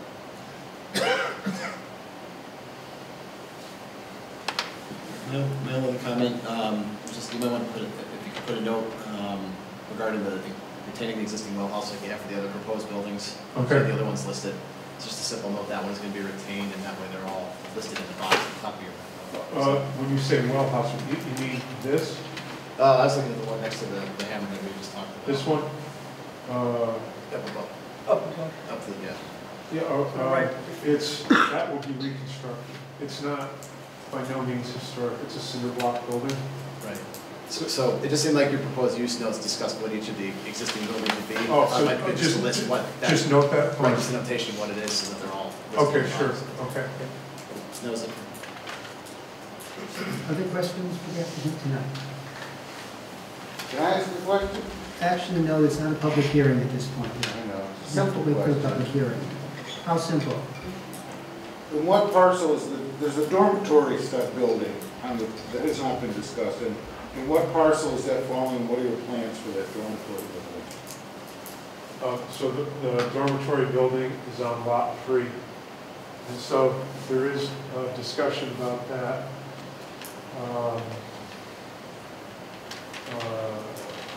Former dormitory building will be owner storage and maintenance, workshop equipment and supply storage, and then outside the dormitory is possibly a garden. Anything else from Mark tonight? Okay, I have a procedural resolution for this. Town of Rhinebeck Planning Board reacts as follows on the application by Hudson Valley Rhinebeck LLC for site plan approval, special use permit, and wetlands permit, respectively at 492 Africa Road within the rural countryside RC5 zoning district. 1, we accept the application and supporting documents as adequate for initiating review by the planning board, its advisors, and the public. 2, we classify the proposed action as the type 1 under secret for which coordinated environmental quality review is required. 3, we schedule a public hearing on the application. The earliest we would do it would be February 4th. Is that sooner than you might be ready for a public hearing, or is that? That's fine. Is that fine? Okay. Thought we were doing that one in January. I'm sorry? I thought Rockledge was going in January 7th. Rockledge and Hudson. Oh. My mistake. How's January 7th sound? Okay. 6:40. No, that's all right. No, it's all right. And directs the clerk, I think I should remember that. And directs the clerk to undertake or otherwise cause the noticing and posting thereof in accordance with the requirements set forth within, under Town Code, Chapter 125, zoning, wetlands, and also subdivision. In terms of members going to see, I think everyone needs to go and see this at some point. Can we set up some sort of a schedule with you and with the members of the planning board to come out? I think everyone needs to see this. Absolutely. And we'll do that. We'll set it up so that the CAB also can participate. And I think that that's probably, I know tonight I don't want to try and set that up tonight because I think we need to look at our calendars and things like that. But I think we can coordinate something prior to, everyone maybe won't make it by January 7th, but certainly in the next month or so. Sure, and just, last time we did this, I had to stake out the location of the units, so it was a while ago, so I would do that again. Okay. So I'd stake out, have some delineation, some key points. Obviously, the clusters of, the 7 clusters, I would stake that out. And if there's anything else that the board wants to see, let me know, and I'll have that delineated in the field. I'm still interested in seeing floor plans Okay. for the manor house. Okay, so what we will say is delegate planning members, all planning members of the planning board to conduct a field visit to the project site, report their observations at times to be determined in coordination with the applicant. All right. In accordance with Town Code Chapter 9, Conservation Advisory Board, we refer the application to the town CAB for review and written comment concerning environmental factors. Does it go to the town historian? Oh, okay.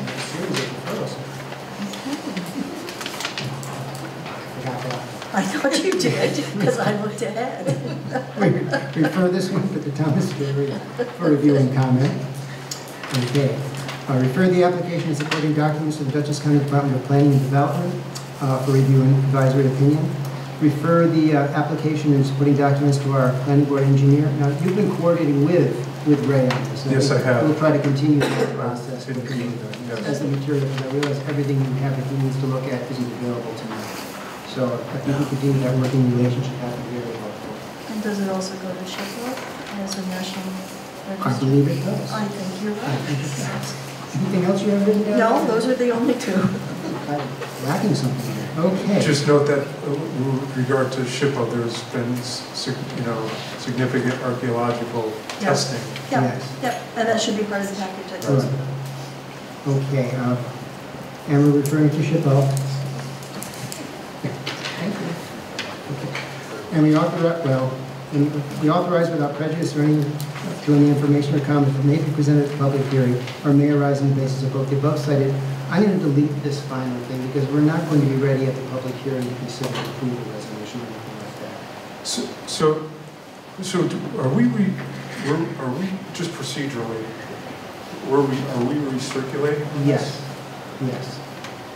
We want to make sure that, because it is changing to strictly just a condominium, and we want to make sure that we're just covering all the bases.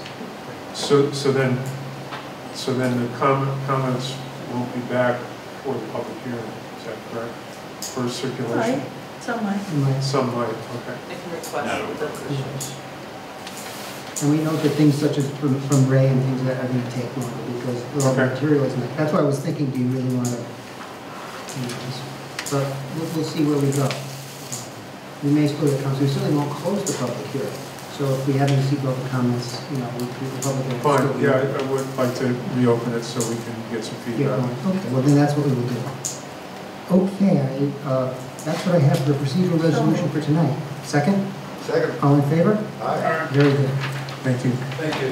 Hey, Michael, I have one question. And Mark, does your client have a website where any of this material is posted? So, John, the last time, so now, like, we have copies that we provide to Gretchen.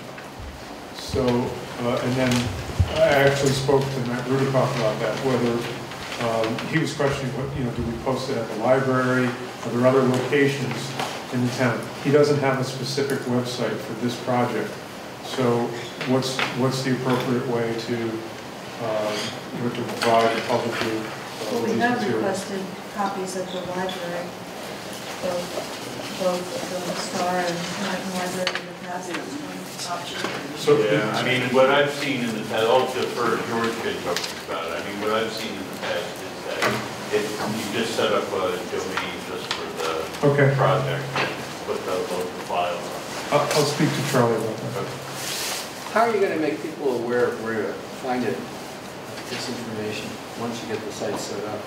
It'll be announced at these meetings. We can also put it on the town website. And also, you should always feel free to give Gretchen a call about what might be available. Oh, yeah, she's been great about providing. And she'll be more than happy to let you know what we have as soon as we have. Yeah, she's been very good about that. I'd also like to mention that Edna recused herself from this portion of our entertainment tonight, and will be rejoining the planning board. And remove yourself from the cases. Okay.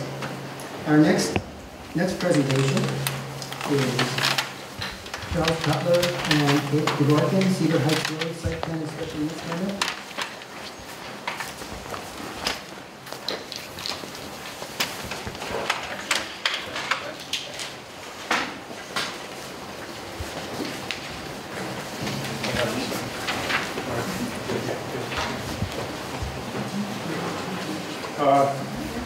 Good evening, Mark Zeminski representing Charles Cutler and Kate DeGorkin. This is basically an application for a site plan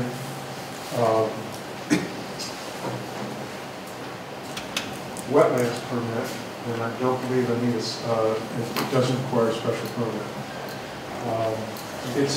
So the property is located on the south side of Cedar Heights Road.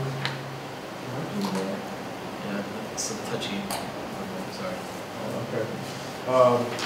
Located on the south side of Cedar Heights Road. Here's the parcel configuration. It was a land that was previously, this piece was previously in front of this board for subdivision. Wheelock Whitley III. This was the southerly portion of his property, and then this is Kornheiser right there, the recent application. So it's the southerly piece of that. So going through this property, there is a Central Hudson easement. These are large power lines that are kind of bisect, go through the property. In addition, there are some wetlands that are located on the property that I've had delineated. So this dashed line represents delineated wetlands here, here, and here. The total parcel size is 27.25 acres, and so that includes this whole thing. This Central Hudson does not have fee ownership to this. It's only an easement through the property. So this particular proposal is just for construction of a single-family residence. And so the proposed access here, and I met with Barry with regard to access onto Cedar Heights Road, and this area has been approved, this location has been approved for access. And so then the driveway access would go through here. I've shaded this area because, once again, here's wetland, here's the 100-foot adjacent area. This shaded area represents disturbance to that. A driveway comes through, enters through there, and then goes to the residence. And so the residence is twofold. It's kind of a larger footprint. With this is a driveway, a parking area, turnaround area, garage which is connected, and then the balance of the residence. I've also done some initial field testing, which was witnessed by the Dutchess County Department of Health for construction of the on-site sewage disposal system, which will be located here. So. Also, I should note that this property is also under conservation easement with Dutchess Land Conservancy. So the a couple things with this. With regard to the driveway access, this access through here and adjacent and through the adjacent area of the wetlands has it was quite a bit of work in order to develop this entrance.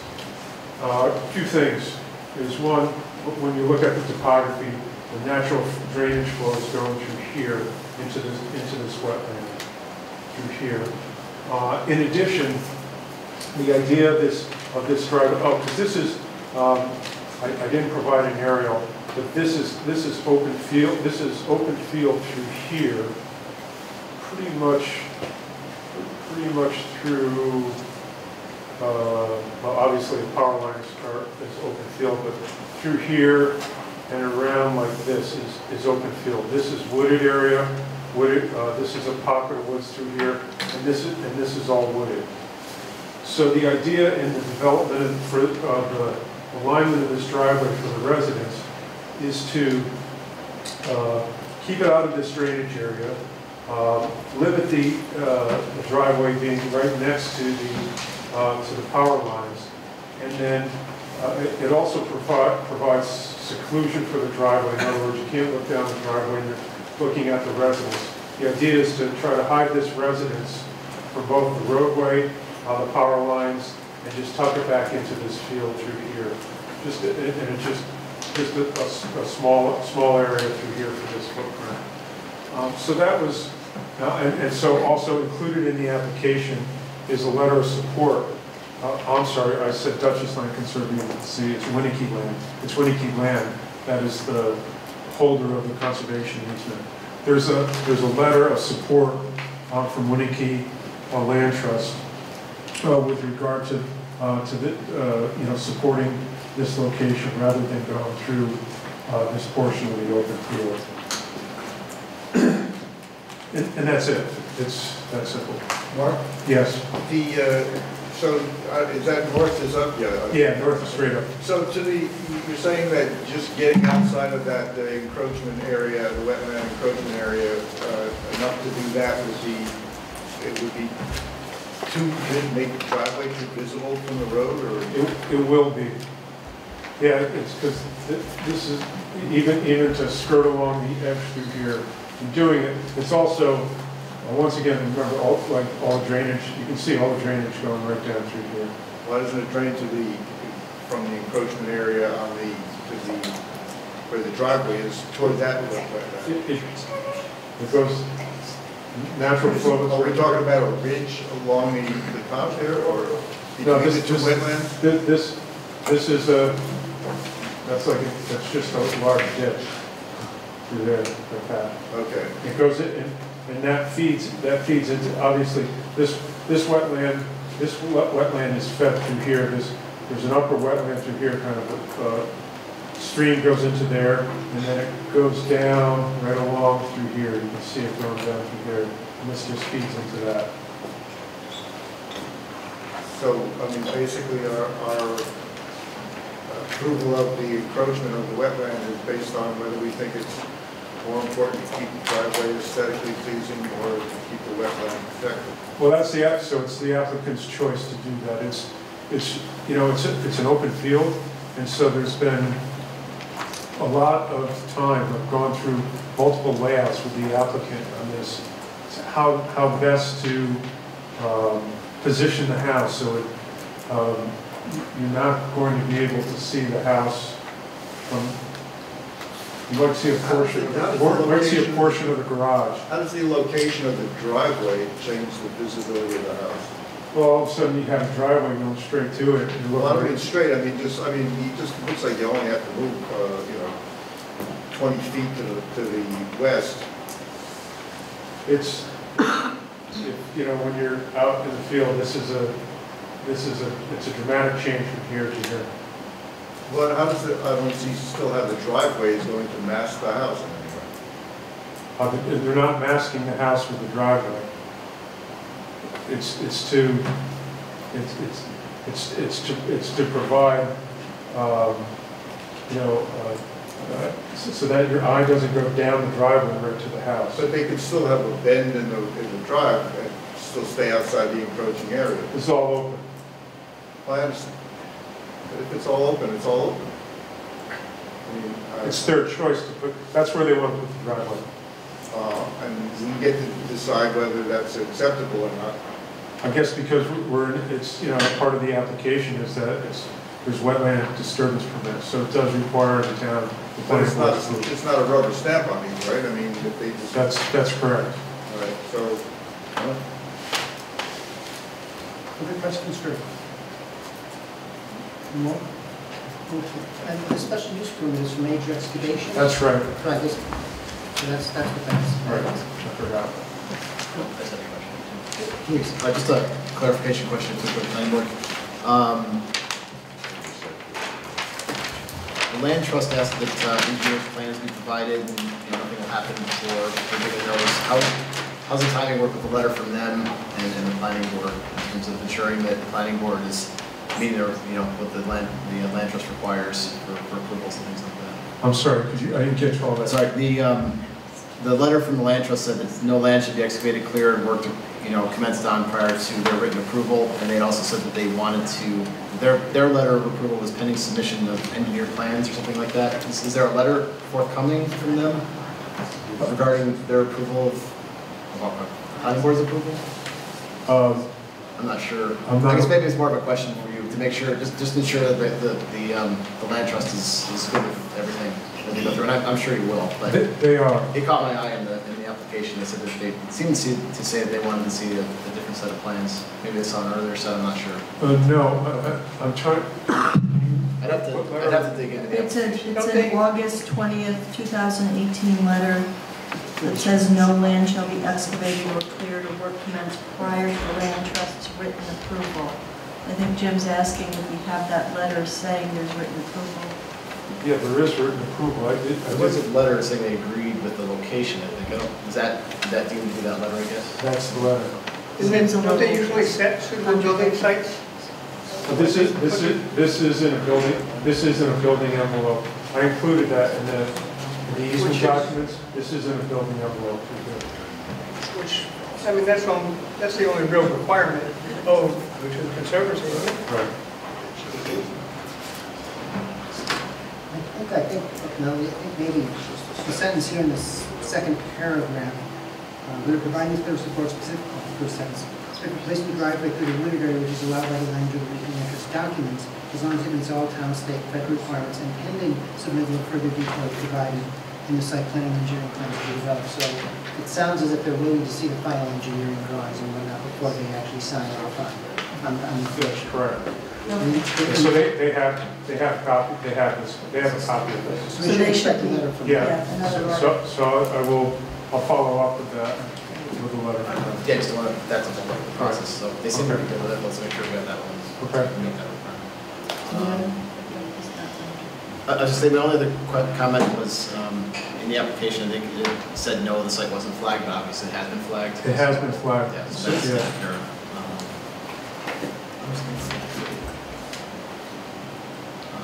My only other thought is regarding the land trust. They said they were okay with the building envelope and where it is. I didn't see the building envelope per se on the plans. I didn't know if we want to put that on there or just a note on there that the land trust is okay with the building location where it is, just so that it matches with their letter. I will. What I'll do is, so in the back end of the easement documents, there's a sketch that shows the building envelope. And they actually moved that a few years ago. I think it was further north, and it was pushed to the south. And so I will, in the back end of their easement documents in that sketch, I'll just overlay that area on this plan. That or note, just so we have that documentation. Yep. Thanks. I have an additional suggestion. I would suggest that the board just ask that conservation easement be put into the record. You have it, right, Marty? I submitted it with all the documents. We do have. Please submit. Anything else? Alrighty, well, I have a procedural resolution. Town Planning Board hereby acts as follows on the application by Charles Cutler and Kate Dworkin for site plan approval, special use permit, and wetland plan. for single-family residence at Cedar Heights Road in the Rural Countryside RC5 zoning district. To accept the application and supporting documents is adequate for initiating review by the planning board of advisors of the public. We classify the proposed action as type 2 under seeker, for which coordinated environmental quality review is precluded. And we will schedule a public hearing for February 4th at 6:35.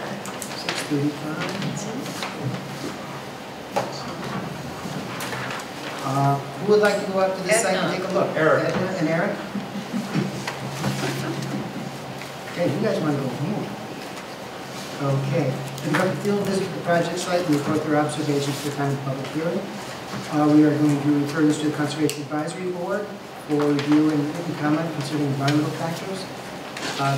Do you refer this to the county residential like this? Okay, what that point? Refer to the county for review and advisory opinion.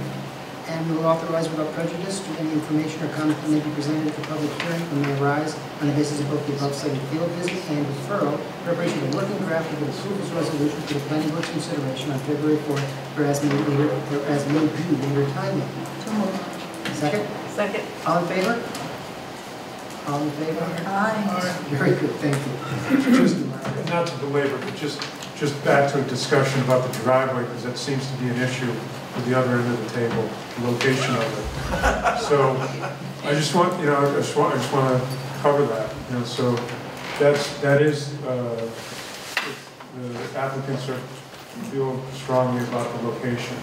So I'm just, any input or comments that you have, I'd appreciate it. Well, you'll be there, right, at the site? Yes, I will. I'll be there at the site visit. Do you have any now? I haven't seen it yet. Based on the plan? Based on the plan, I don't see why it shouldn't be moved out of the buffer zone, but what do I know? Okay. Okay, so on the subject of what you know about it, I would remind you that the board does have a wetlands biologist as a consultant. You haven't used him in a while, but he is there as a resource. And he's can provide you with advice not just on the wetlands location, but flagging the boundaries, which is not really as much of an issue here, but impact to the biology of the wetlands is something that he The could board help would like you to add this referral to the procedural resolution. He might come on the site visit. If he was available, I imagine he might. That would Sure. Either direction, whatever. Let me see, could I hear a motion to amend the procedural resolution and add referring this to our habitat wetland advisor, which is Hudson.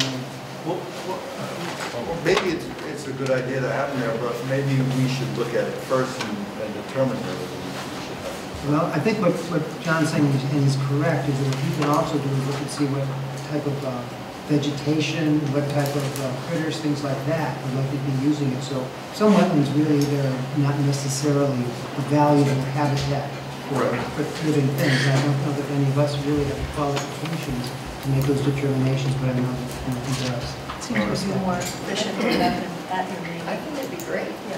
If we could have So, So moved, I moved. second, Second. all in favor? Aye. Very good. Like I always do, get you wonderful writing about that later. Who's responsible to coordinate with the town's wetland biologist? I'm just coordinating with Mark. Come on, I don't even know this person.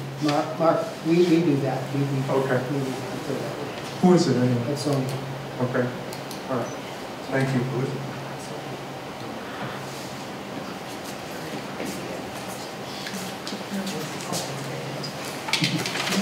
Very good. I'm sorry, I have to excuse myself for personal reasons. Okay, very good. Happy holidays and drive carefully. Everyone else too, happy holidays. Okay, we have one more procedural resolution, Jeff Baker, site plan approval, special use permit and wetland permit. Finally, right? This is not tonight. This was nothing. This is nothing? Did you get it? Who's going to show me how to use the color? The red button is laser pointer. Color blind, another color blind person. Push down on it. Oh, good job. Jeff Baker, my wife Kat is here also tonight. We're here seeking approval to build our residence on a 24.5 acre parcel on Route 308 in the town of Rhinebeck. And we've come back with a new and improved site plan for you this evening. It's got the wetland. We had the wetland person come out and map the property. That's on the map. Also put in the elevations for you and the proposed septic well, as well as the location of the existing well and septic for the cottage that's on the property.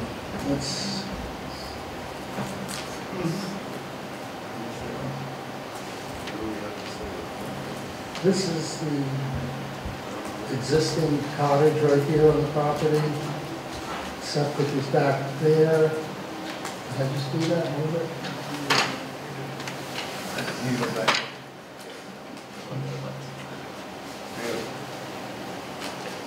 You want to get up in this corner. Slide it to the right. Yeah, that's the existing cottage and the septic for that, and the well for the cottage is right there.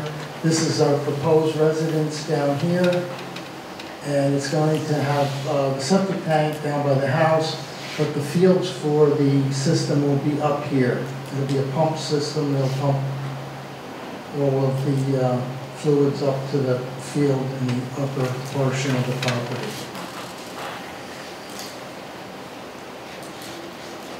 What is the square footage of the existing cottage?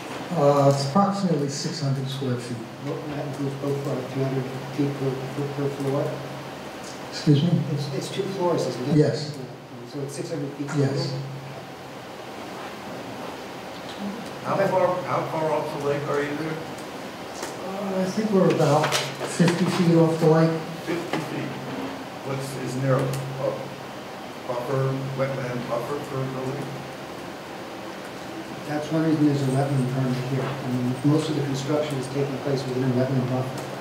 Pardon? Most of the construction here is taking place within a wetland buffer. Within the wetland buffer? Yes. Just go over to that location. Yeah. Yes. Is there an issue with the existing cottage? Is that a single family, is that a primary dwelling? It's going to become an accessory dwelling.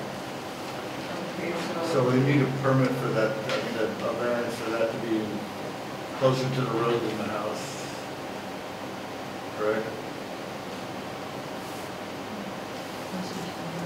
I think that is correct. No structure should be closer to the front of the road. The road is structure.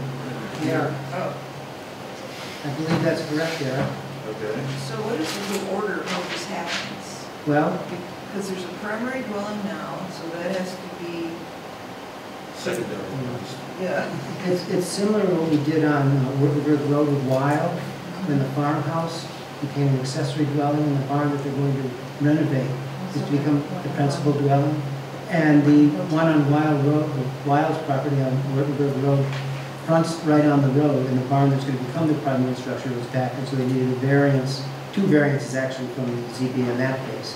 One to have that in front of what's to be the primary structure, and the other, of course, was because it was much larger than 900 square feet. So when would the special permit need to be sought for the accessory dwelling? It can be done at the same time we're doing the wetland permit and the site plan, but the one thing you're going to have to do is go to the zoning board of appeals and get them to accept your application for a variance to allow the accessory structure, the accessory dwelling, to be closer to the street than the front than the house itself, the potential primary structure you're going to build. So you're telling me I'm going to need a variance from the zoning board? Yes. I already met with the zoning administrator, months ago, and she reviewed all this and said, there's no need to go to the I think this may have fallen through the cracks, because since that's going to become an accessory structure, it's not going to be the principal structure anymore. Was that Michelle or was that? Yeah, it was Michelle. I think it was just missed. It's one of the requirements is that any accessory structure should not be in front of the principal structure. Yes. There are certain exceptions to that. Such as? A guest cottage, I believe. I think that it says that if there's a guest cottage, an accessory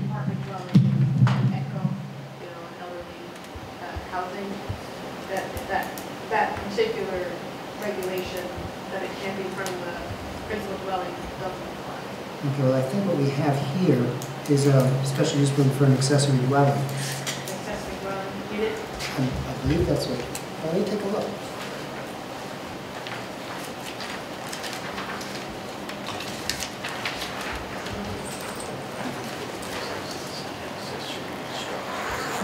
Yes, it's a approval for a detached accessory dwelling unit by conversion, which is, well, converting what's now the principal structure to an accessory dwelling unit.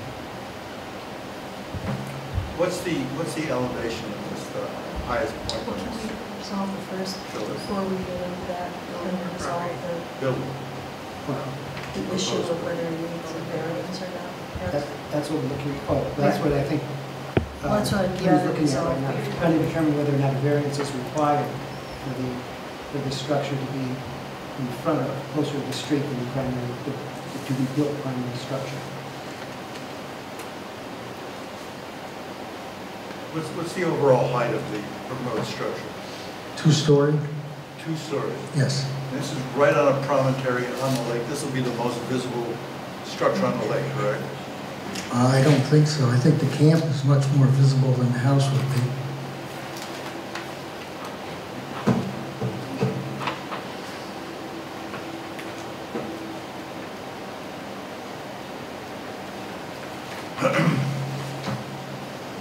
Nothing's ever simple.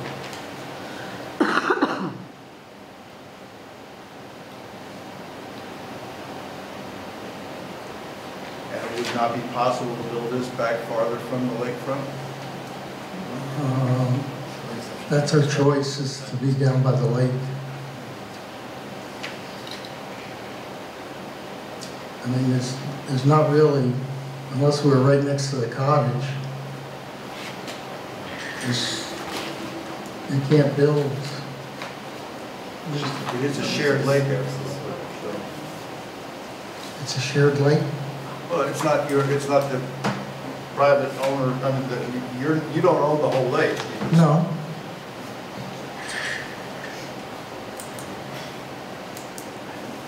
There's a number of houses on the lake, and there's a camp on the lake, and there's a homeowners association on the lake. Jeff, in terms of the accessory dwelling, does it have a kitchen? Yes. And will it have a kitchen? It has a kitchen. Okay, then, and will it, okay, that's why I guess you're doing an accessory, that's why you're doing an accessory dwelling. A guest cottage does not have a kitchen. But it does have, does not meet the other setback and sanitary sewage disposal, water supply. So as long as it has a kitchen, it's not a guest cottage. It's a detached accessory dwelling, which is what you are applying. Okay. So what that means is, what you need to do is apply to the ZBA for the variance for that to be in front of the house, and as soon as they accept your application, we can then accept your application for the special use permit, wetland permit, and site plan. Okay. So that's, So they have to do that first.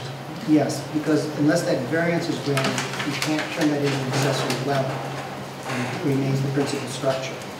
And unless you can turn it into an accessory dwelling, the house you're proposing to build is far greater than an accessory dwelling. So you'd have to go to the ZBA to get a variance to do that too. It's too big. It's Okay. bigger than 900 square feet. Okay. Will do. But we're getting awfully close. Get in there. Michael, Yes. this is probably an unfair question, but off the top of your head, does the zone law have anything in particular to say about houses on shared lakes being right on a lake? Or does the comprehensive plan? We don't. If the Pasco Lake were a CEA, it would give us a little more latitude. A critical environmental area. It would give us a little more latitude in how we look at things and a little more discretion, and perhaps some of the conditions would be laid down. And I think that raises a very good point here. It's not. We don't have a CEA actually in the entire town of Rhinebeck. And we don't have, in our wetland law and our other laws dealing with water bodies, streams, and things like that, they all deal with environmental, ecological factors, but they don't deal with view-shed factors, aesthetic factors. No. But we can require that it not be built in the wetland buffer. we don't have to allow that. Let's say That's what I'm saying. if Eric came back and found Blanding's turtles running around in there, for example, yeah, it's a discretionary. Granting of any permit, any approval the planning board gives is discretionary on our part. I think this would be a good one for Eric Kiviat Well, he's, to yes. look at as well. Yeah, Since we have another, you know. The intensity of use here, I think, is such. I know that you've done a habitat study before when you were doing the beach. Yes, we did an entire habitat study of the property down by the lake. What I think we're going to want to do when we get to that is refer that study that was done to Eric and see if he feels that further review should be done, given the magnitude of this project. Because it is far greater than what you did before with the dredging along the lake and then placing the sand for a swimming beach, as I recall. Right, but we're not going to touch any of the wetland. No, they're going to be in the buffer areas, though, right in the middle of it, and that's why the permit is granted. So once again, it's a discretionary permit. Okay. And what we want to make sure is that what you're going to be doing, I know that the health department is also very concerned about this. Dave Pearson has spoken to me about it, wants to know what the planning board, that we're reviewing it as well. So we just want to make very sure that whatever we approve here, we're not doing something that we shouldn't be doing. Does the house, will the house have a basement? No, the house will be on a slab. Slab. Does the lake flood? Excuse me? Does The lake level come up? No, we're probably 10 feet above the lake. So your next move is to go to the ZBA and apply for a variance to allow an accessory dwelling unit to be situated in front of, closer to the street than what will become the principal dwelling unit, which will be the house we built. And as soon as they accept the application, we are then in a position to accept your application for the special use permit, site plan, and wetland permit. Okay. Any other questions, though, regarding the site plan tonight? For the cottage that might be going to the ZBA, what's the square footage of that? 600 square feet. So I just wanted to make sure there wasn't going to be a secondary that would be, but there's not. Also on the site plan, I don't quite see how the driveway is going to resolve itself. Oh, okay, here's the drive here. The driveway is already existing. Okay. So, in terms of routing this, Michael, I think my suggestion would be that the board send a letter to Michelle, saying that it was suggested to the applicant that they, return. The applicant has to get to the ZBA, has to go through the zoning enforcement officer. I'll speak to Michelle tomorrow. Okay. Okay. Okay. Happy holidays. Thank you. Okay, Michael, let's just talk about this auxiliary versus primary structure, where a person has a small house, they want to build a bigger house. I think that's something we have to address with future changes in the zoning law. I mean, we've got to turn the world upside down for something that, in my opinion, is common sense. And there's none there, so I would recommend that we put that on the list of other things that the town board has to look at to resolve. We have to told the town board is going to set up again that zoning committee which makes these comments and it's a proposal together. Yeah, because I mean, this is a relatively simple request relative to those two structures. And you got to turn the world upside down. It's not fair. But our hands are tied. I understand. That's why they ought to look at changing it. I would encourage the board to make a strong statement to the town board about this, because we've had, there are issues with the definitions for accessory structures that have made it very difficult to apply.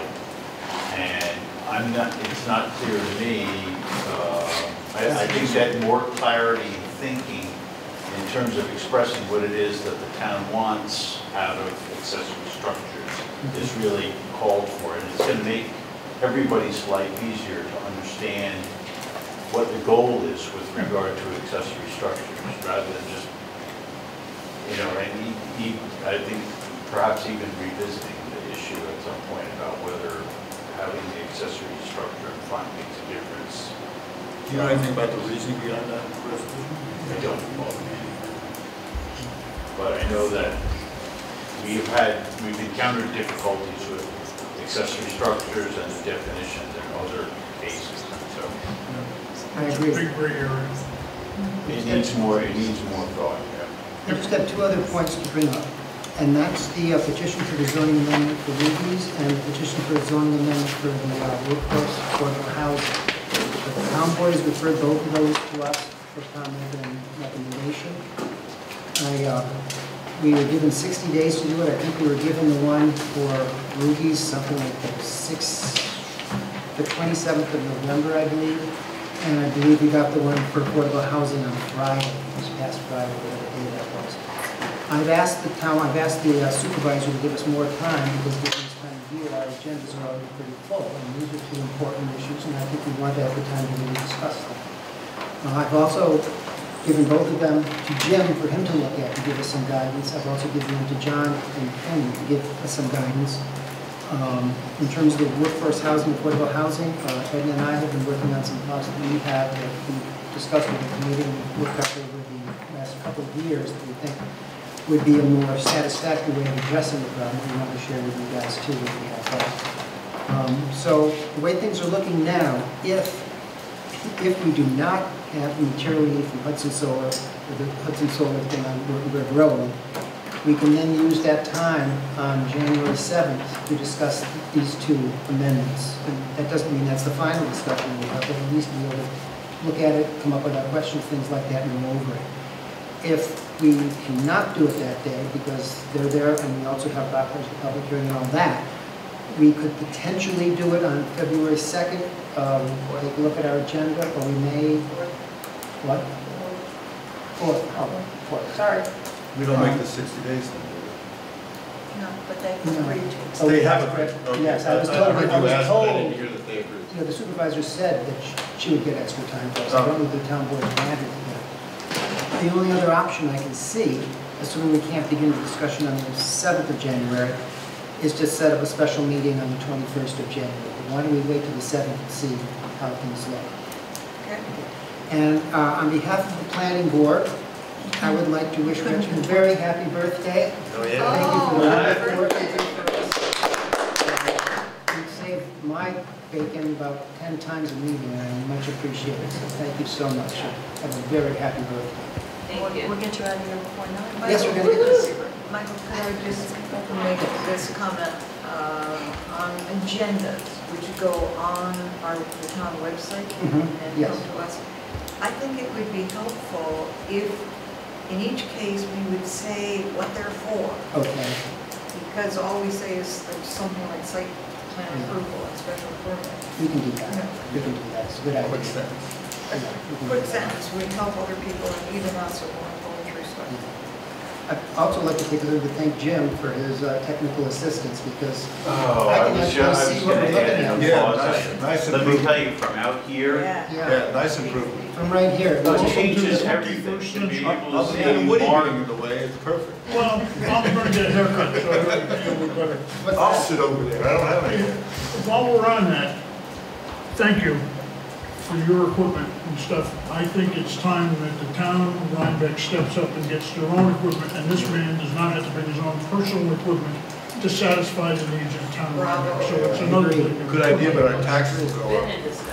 But thank No, you. No, actually, there's money set we've been aside. speaking, this is something I felt was needed for a long time. I've had an ongoing discussion with Elizabeth. I believe that there is money that's available for this.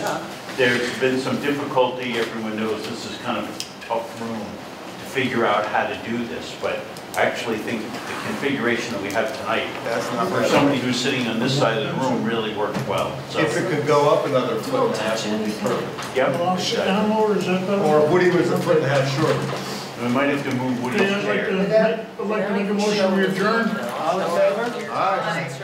Hope you all have a great holiday. It's been a wonderful year and I look forward to 2019.